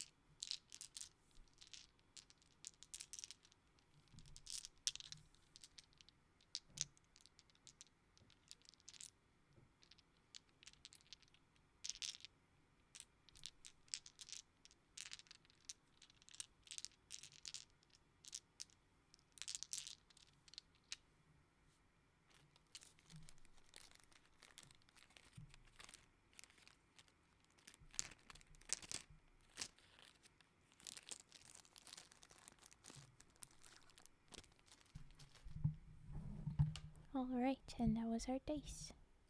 It looks like I have to run an ad here, so I'm going to do a quick 30-second ad while I posture check. Thank you, JB. And then we'll move on to the next story, which is 3 miles up a narrow road. So here goes. Short ad. Sorry, if I could get away with not doing them, I would. But yeah.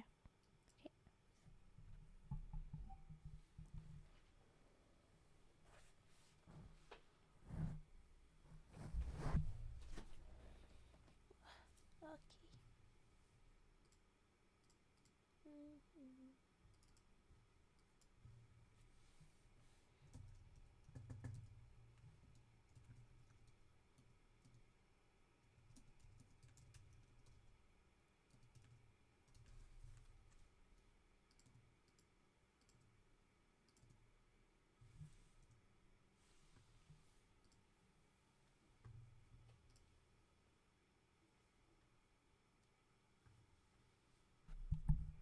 Okay.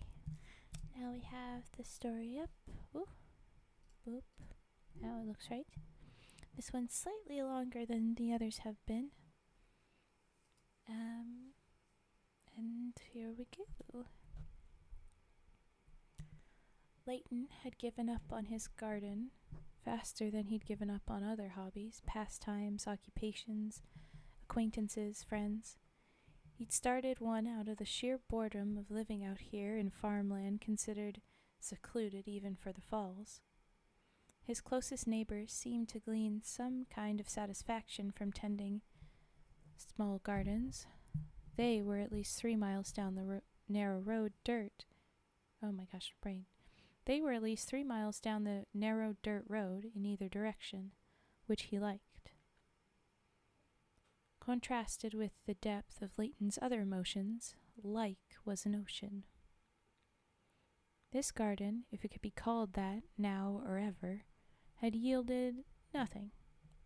A few stark white shoots that dried yellow and wrinkled, countless weeds, and in the far corner nearest the back of the house by the rusting water meter, one sad green tomato immediately beset upon by caterpillars.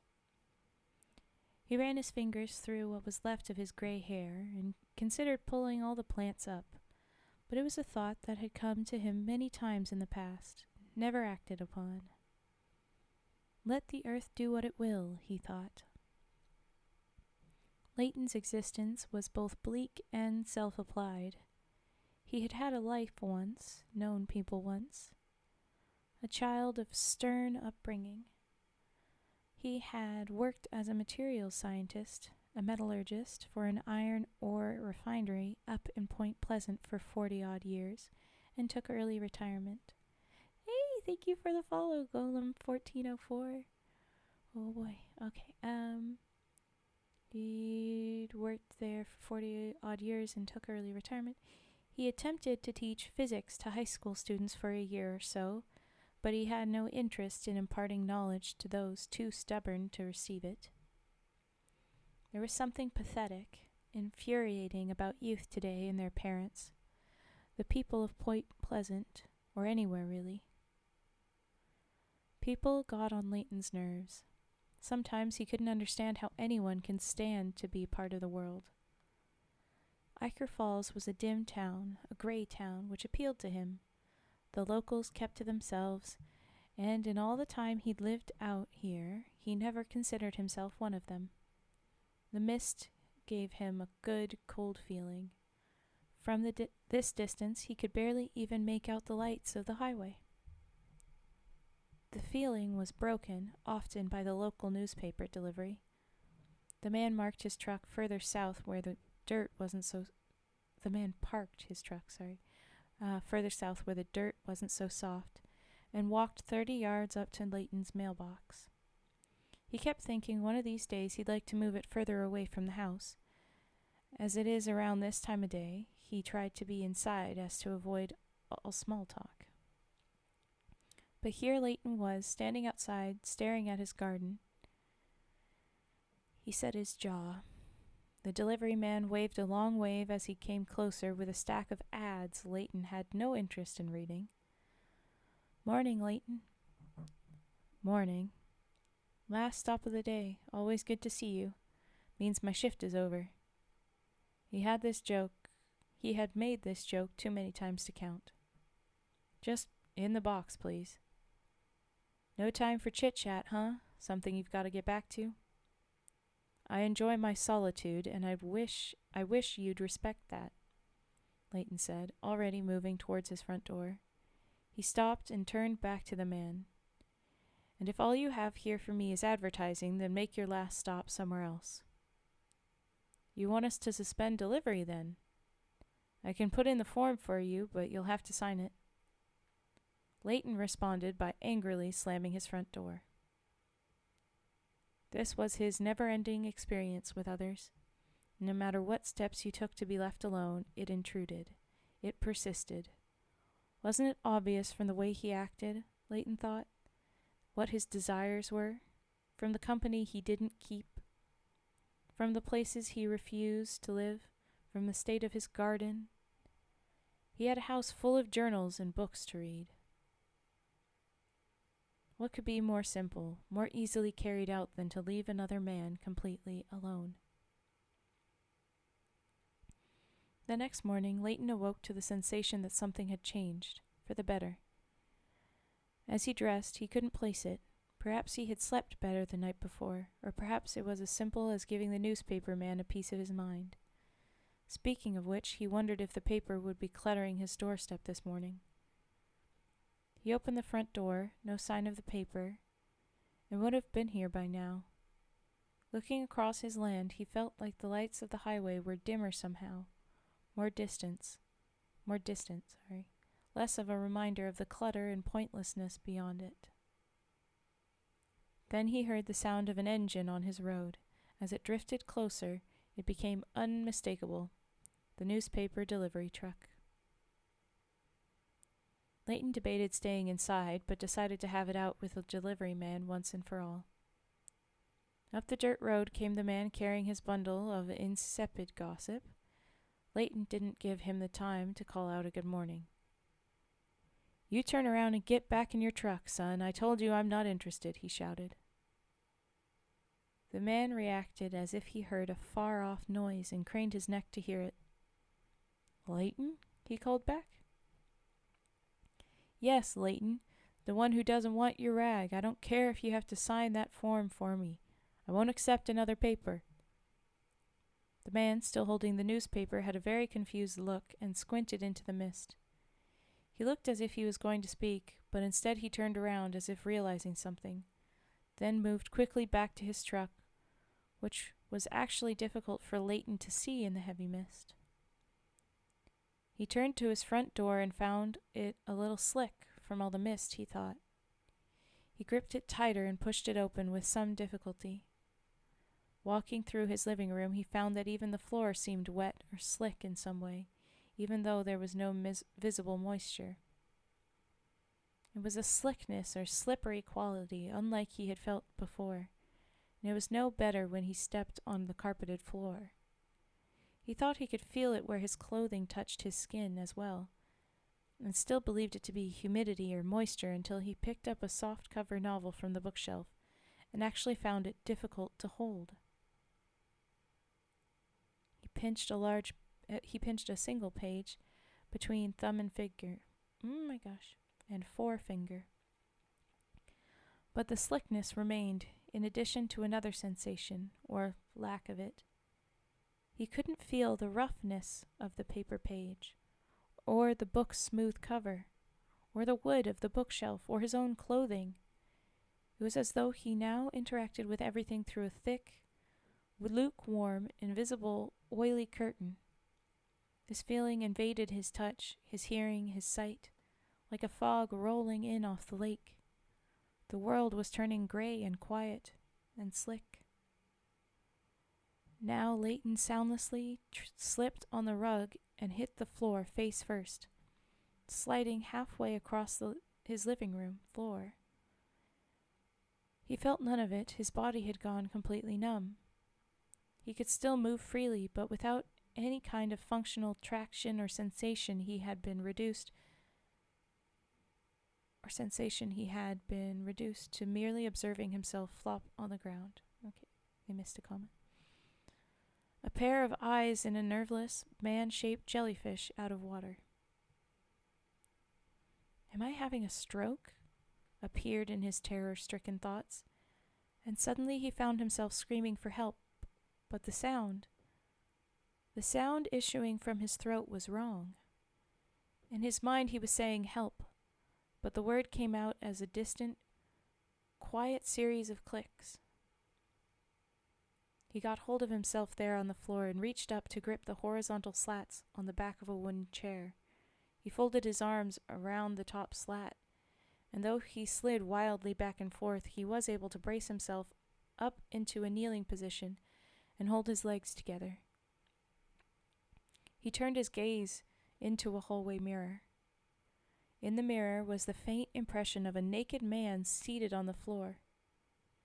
Leighton's clothing had all but slid off of him in the panic. They lay around him, not slick or wet, but as if discarded by a misbehaving child.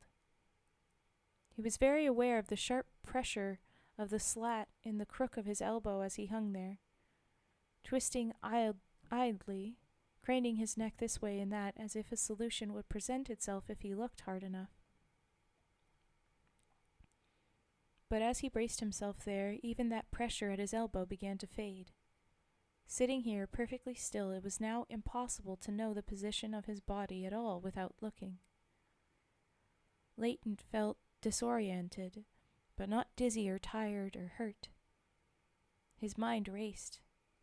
He cast his gaze at the telephone on the end table, beside the couch, not more than 10 feet away, but completely unreachable. Whatever this numbness was, he knew he wasn't injured physically. Maybe this was a stroke or an embolism, something that wouldn't wait for help. I still have control over my body, even though it doesn't feel like it, he reasoned, to calm himself. I'm not sliding on anything. Something's weakened me. I can still reach the phone and dial it. I can crawl. Leighton carefully released his hold on the chair, having to trust memories and guesses of what that felt like, as his body registered no feeling whatsoever now. He was aware of everything he should be feeling, but wasn't. Even the sound of the unsteady chair tapping its arm on the underside of the table was fading. Ooh. In minutes, Leighton would be completely deaf. To his surprise, Leighton suddenly found his point of view sideways, his naked arms spread out to his sides on the floor. He had fallen. He must have landed flat on his stomach, hard, but he felt nothing. The transition from vertical to horizontal hadn't even registered. Dizziness, adrenaline from loss of balance, the sound and jarring sting of impact, all cues were gone. I'm going to bring my left arm over my head and crawl on my belly, he's thinking. Oh, thank you for the follow, Crayolas3. Oh, jeez. We're only 2 away now. Oh my gosh, okay. Oh, I gotta keep reading. Leighton strained, hoping that his vision wouldn't leave before he dialed 911. He could do this, he thought. Indeed, he watched as his left arm slid slowly over, his hand now pointing somewhere in the direction of the phone. Now, all he had to do was pull. He had no idea how long this would take him, but little by little he promised himself he would get to that telephone. He felt some surge of relief as he noticed his viewpoint lift slightly from the floor to some inches above it. I'm doing it. I'm lifting my head, he's thinking.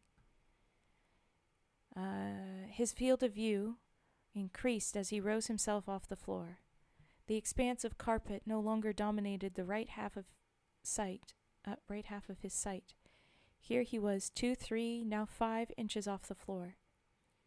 Leighton could not tell if he was smiling, nor could he tell if that smile had fallen when he realized the left half of his sight was now filled with the off-white, ragged plane of the stucco ceiling. Leighton's numb body bobbed gently on the ceiling like a half-filled gray balloon.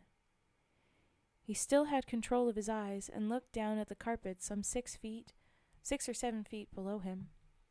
His limbs not hanging from his torso, but unguided, buoyant in the air, weightless.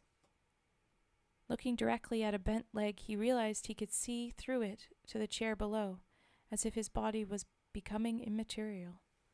Hours passed, or days, months, years. His vision had long dimmed to a polite gray blur, leaving Leighton alone with only a roaring, panicked mind, incorporeal and twisting in the dark, screaming. And then there's a dash and a new set stuff. It looks like a conversation here. "Appreciate you making the trip up here," said the delivery man. "I knew he'd prefer to be left alone and all, but something about our last exchange."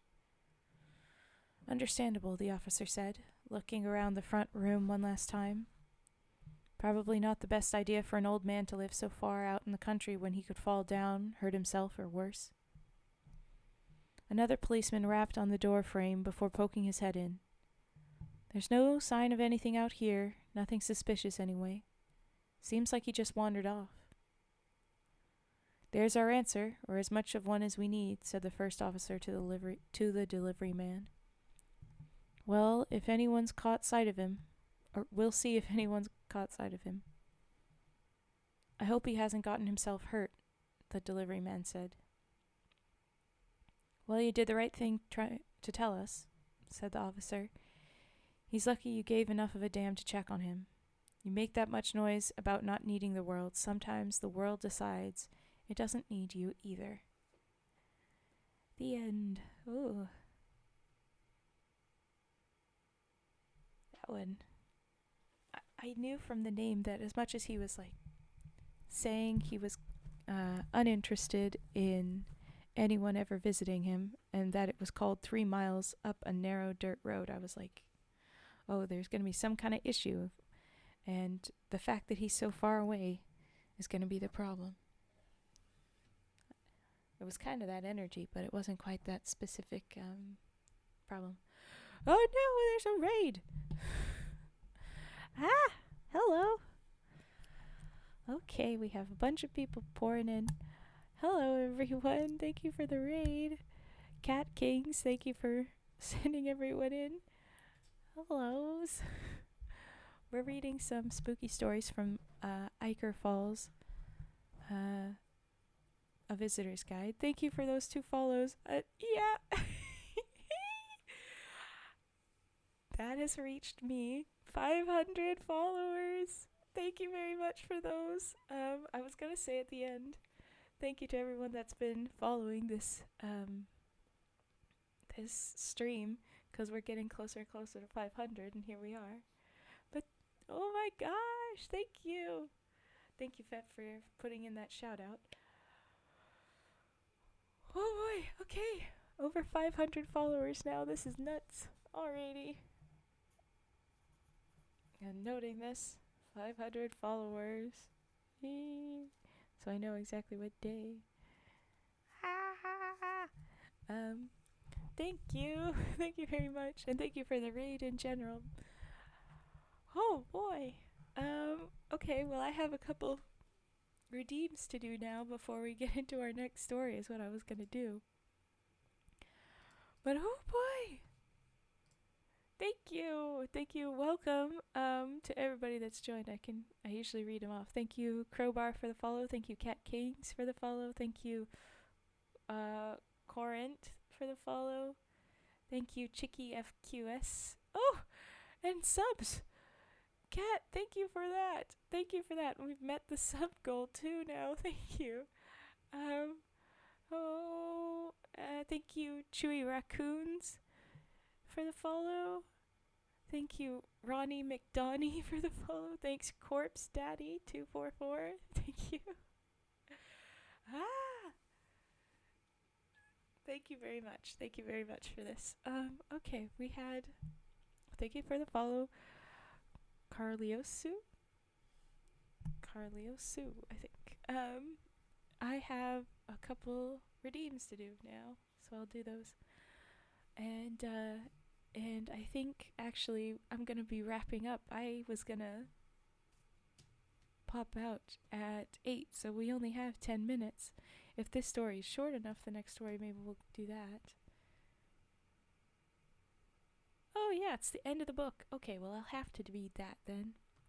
This is the last story of the book. I will have to read it. Timing be damned, but okay. Alright, so then I'll do the beaded bracelet and then scissor snips. Triggers. And we'll do the last story. There we go.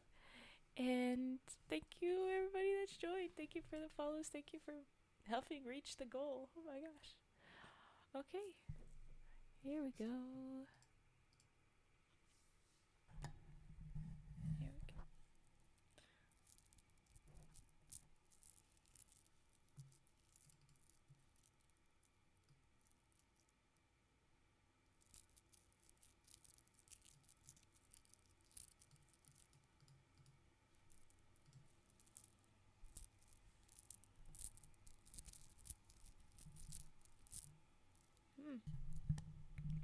My headphones are doing the thing where I can't hear myself again. There we go.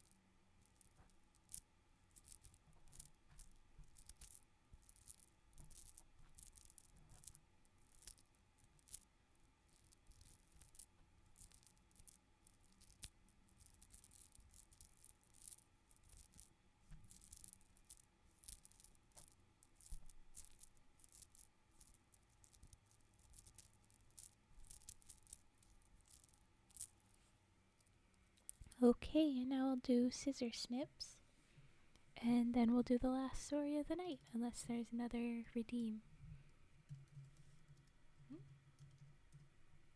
Oh, goodness. There we go.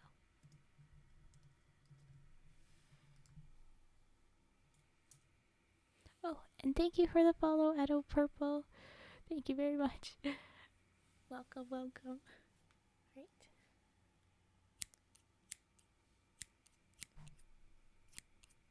Oh, thank you for the follow, AfroMan5418. Thank you. Welcome.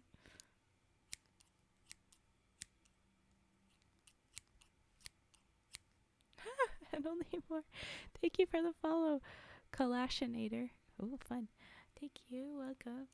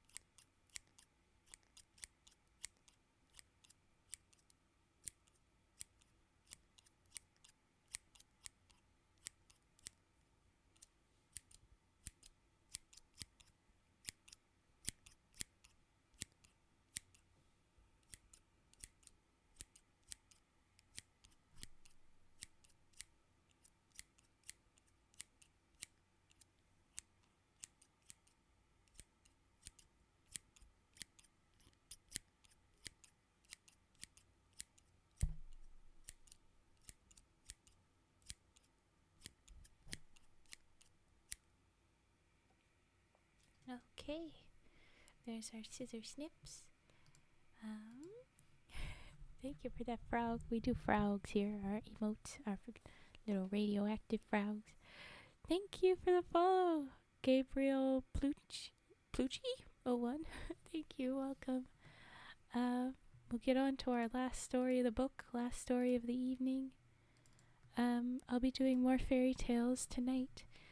This has been spooky stories, even though it says fairy tales, but I'll be doing fairy tales tonight. So if you would like to join us, Raiders, we'll do that a little bit later. Oh, here we go, and here we are. Come on. But this one is Shining One from Above the Clouds. Oh my gosh, let's capitalize and space things out, because this font isn't always great for that. Yes, radioactive frogs, as I like to think of them, because they're just a little bit funny over here in Emerald Lake in my little forest. Oh yes, and Raiders, I'm Raven. Hi, welcome to Emerald Lake. That's what the thing says. But hello, thanks again for joining us. There. Okay. Last story. Oh, wait a minute. There you go. Last story. Here we go. Shining One from Above the Clouds. And it says, excerpt from Displaced Gods. Mythology Connections Amongst Forgotten Peoples.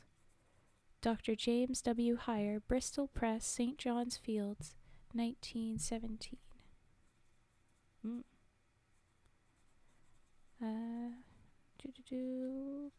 I like to keep track of my stories, so I know which ones I've read and whatnot, so I'm tucking that away. Alright. Of an interesting parallel between certain vanished African, Inuit, and Asian native groups is a creation story gathered from the oral tradition of the Mountain tribe in West Virginia. Where this creation story breaks from the others, however, is that it seems not a world and mankind creation story, but a very geographic and tribe-specific location. Another way it differs from the others in the Shining One arc is that it makes little mention of Shining One's people or home, which in other stories is always mentioned as being above the clouds or beyond the moon. This is bracket Kleiner 1903, I guess is the citation there.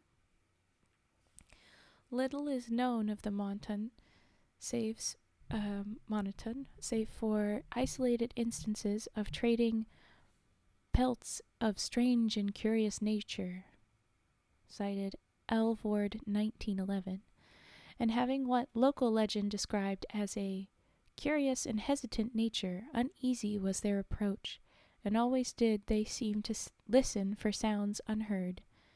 Citation Bidgood and Heyer, 1909. And then the rest is a further specific. This is the actual expert, I think. And the animals and the trees of the land called to Trickster, "Save us from Shining One, for his ways are cruel and his manner is harsh." And Trickster thought and knew that he could not destroy Shining One, for powerful was he and strong was his magic. And the animals called out to Trickster again, "Save us from Shining One, he who destroys the fields and poisons the water." And still Trickster stayed home, for he was afraid. And the trees called to Trickster again, "Save us from Shining One, he hides the sun and blights the wood." But Trickster was still afraid, and hid his head from the cries of his children. And the animals and the trees of the land wept, and suffered under Shining One's evil for many moons more.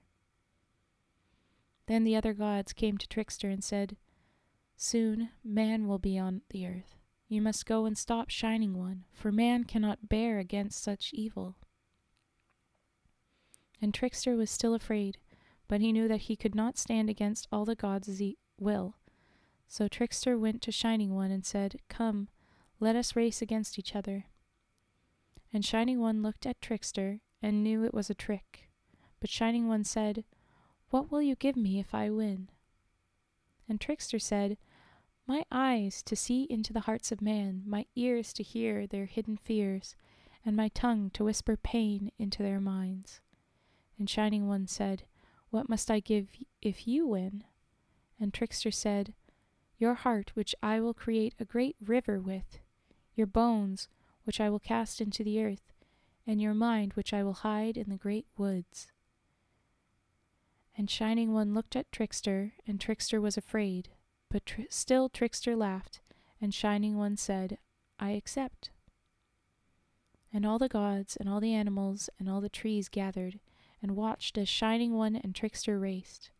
They raced for days and for nights until finally they could race no more, and Trickster came to Shining One with hatred in his heart and slew Shining One and cut his body and hid the pieces in the land.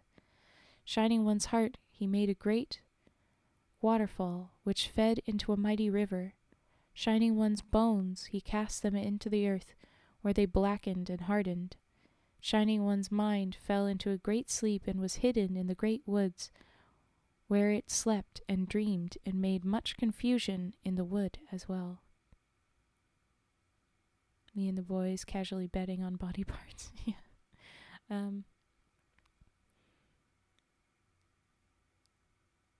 And all the gods and the animals and the trees and Trickster looked for Shining One's spirit, and grew afraid when they could not find it, for all knew that if Shining One's spirit remained free, no matter how many pieces his body lay in, Shining One's evil could be continued. And then the trees cried out, "We see it," and grabbed at the Shining One's spirit, but it moved too fast, and left the trees weak and still. And the animals cried out, "We see it," and grabbed at the Shining One's spirit, but it moved too fast again, and left the animals scared and feeble. When the gods cried out, "We see it," and grabbed the spirit, but it was too strong and scared all the gods away.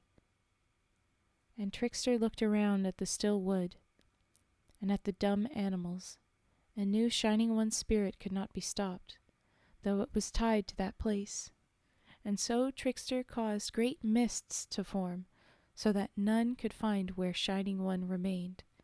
And when man came, Trickster put his mark on some of them, and made them keepers of the secret place. For further reading on the monotone, see Alvord and Bidgood, 1912. The end. And then it has a little piece for the author at the end. Chris Straub was born and raised in Southern California.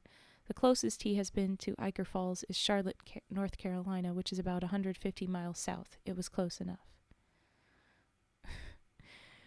And that is the end of the book, Ichor Falls, A Visitor's Guide, which makes me curious about sourcing some of the things, especially the ones that suggest that they are documentaries and stuff. I want to know where it's based off of, and give hearty notes on a couple of things. But anyway,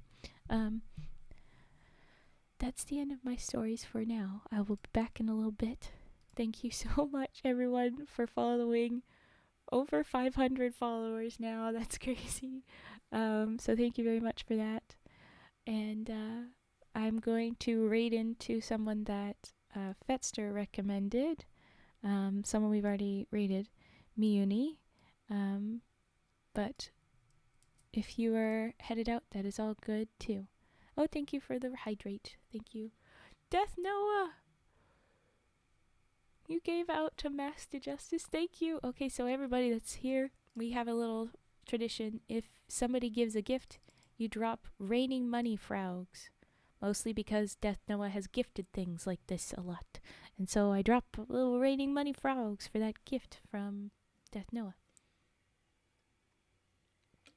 But now let's copy our frog raid message. And prep for the raid. I will do. Okay. I have to raid.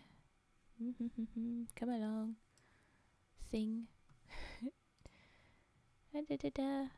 Okay. Me and E.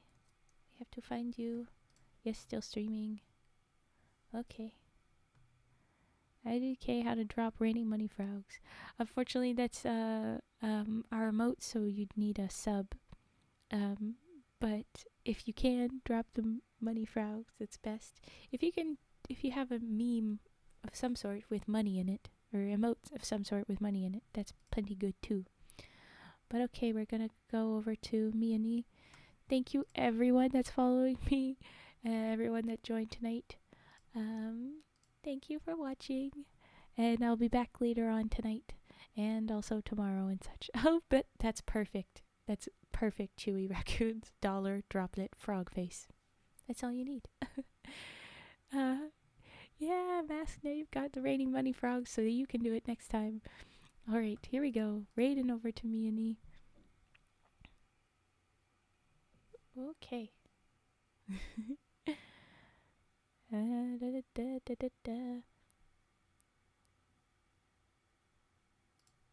Away we go.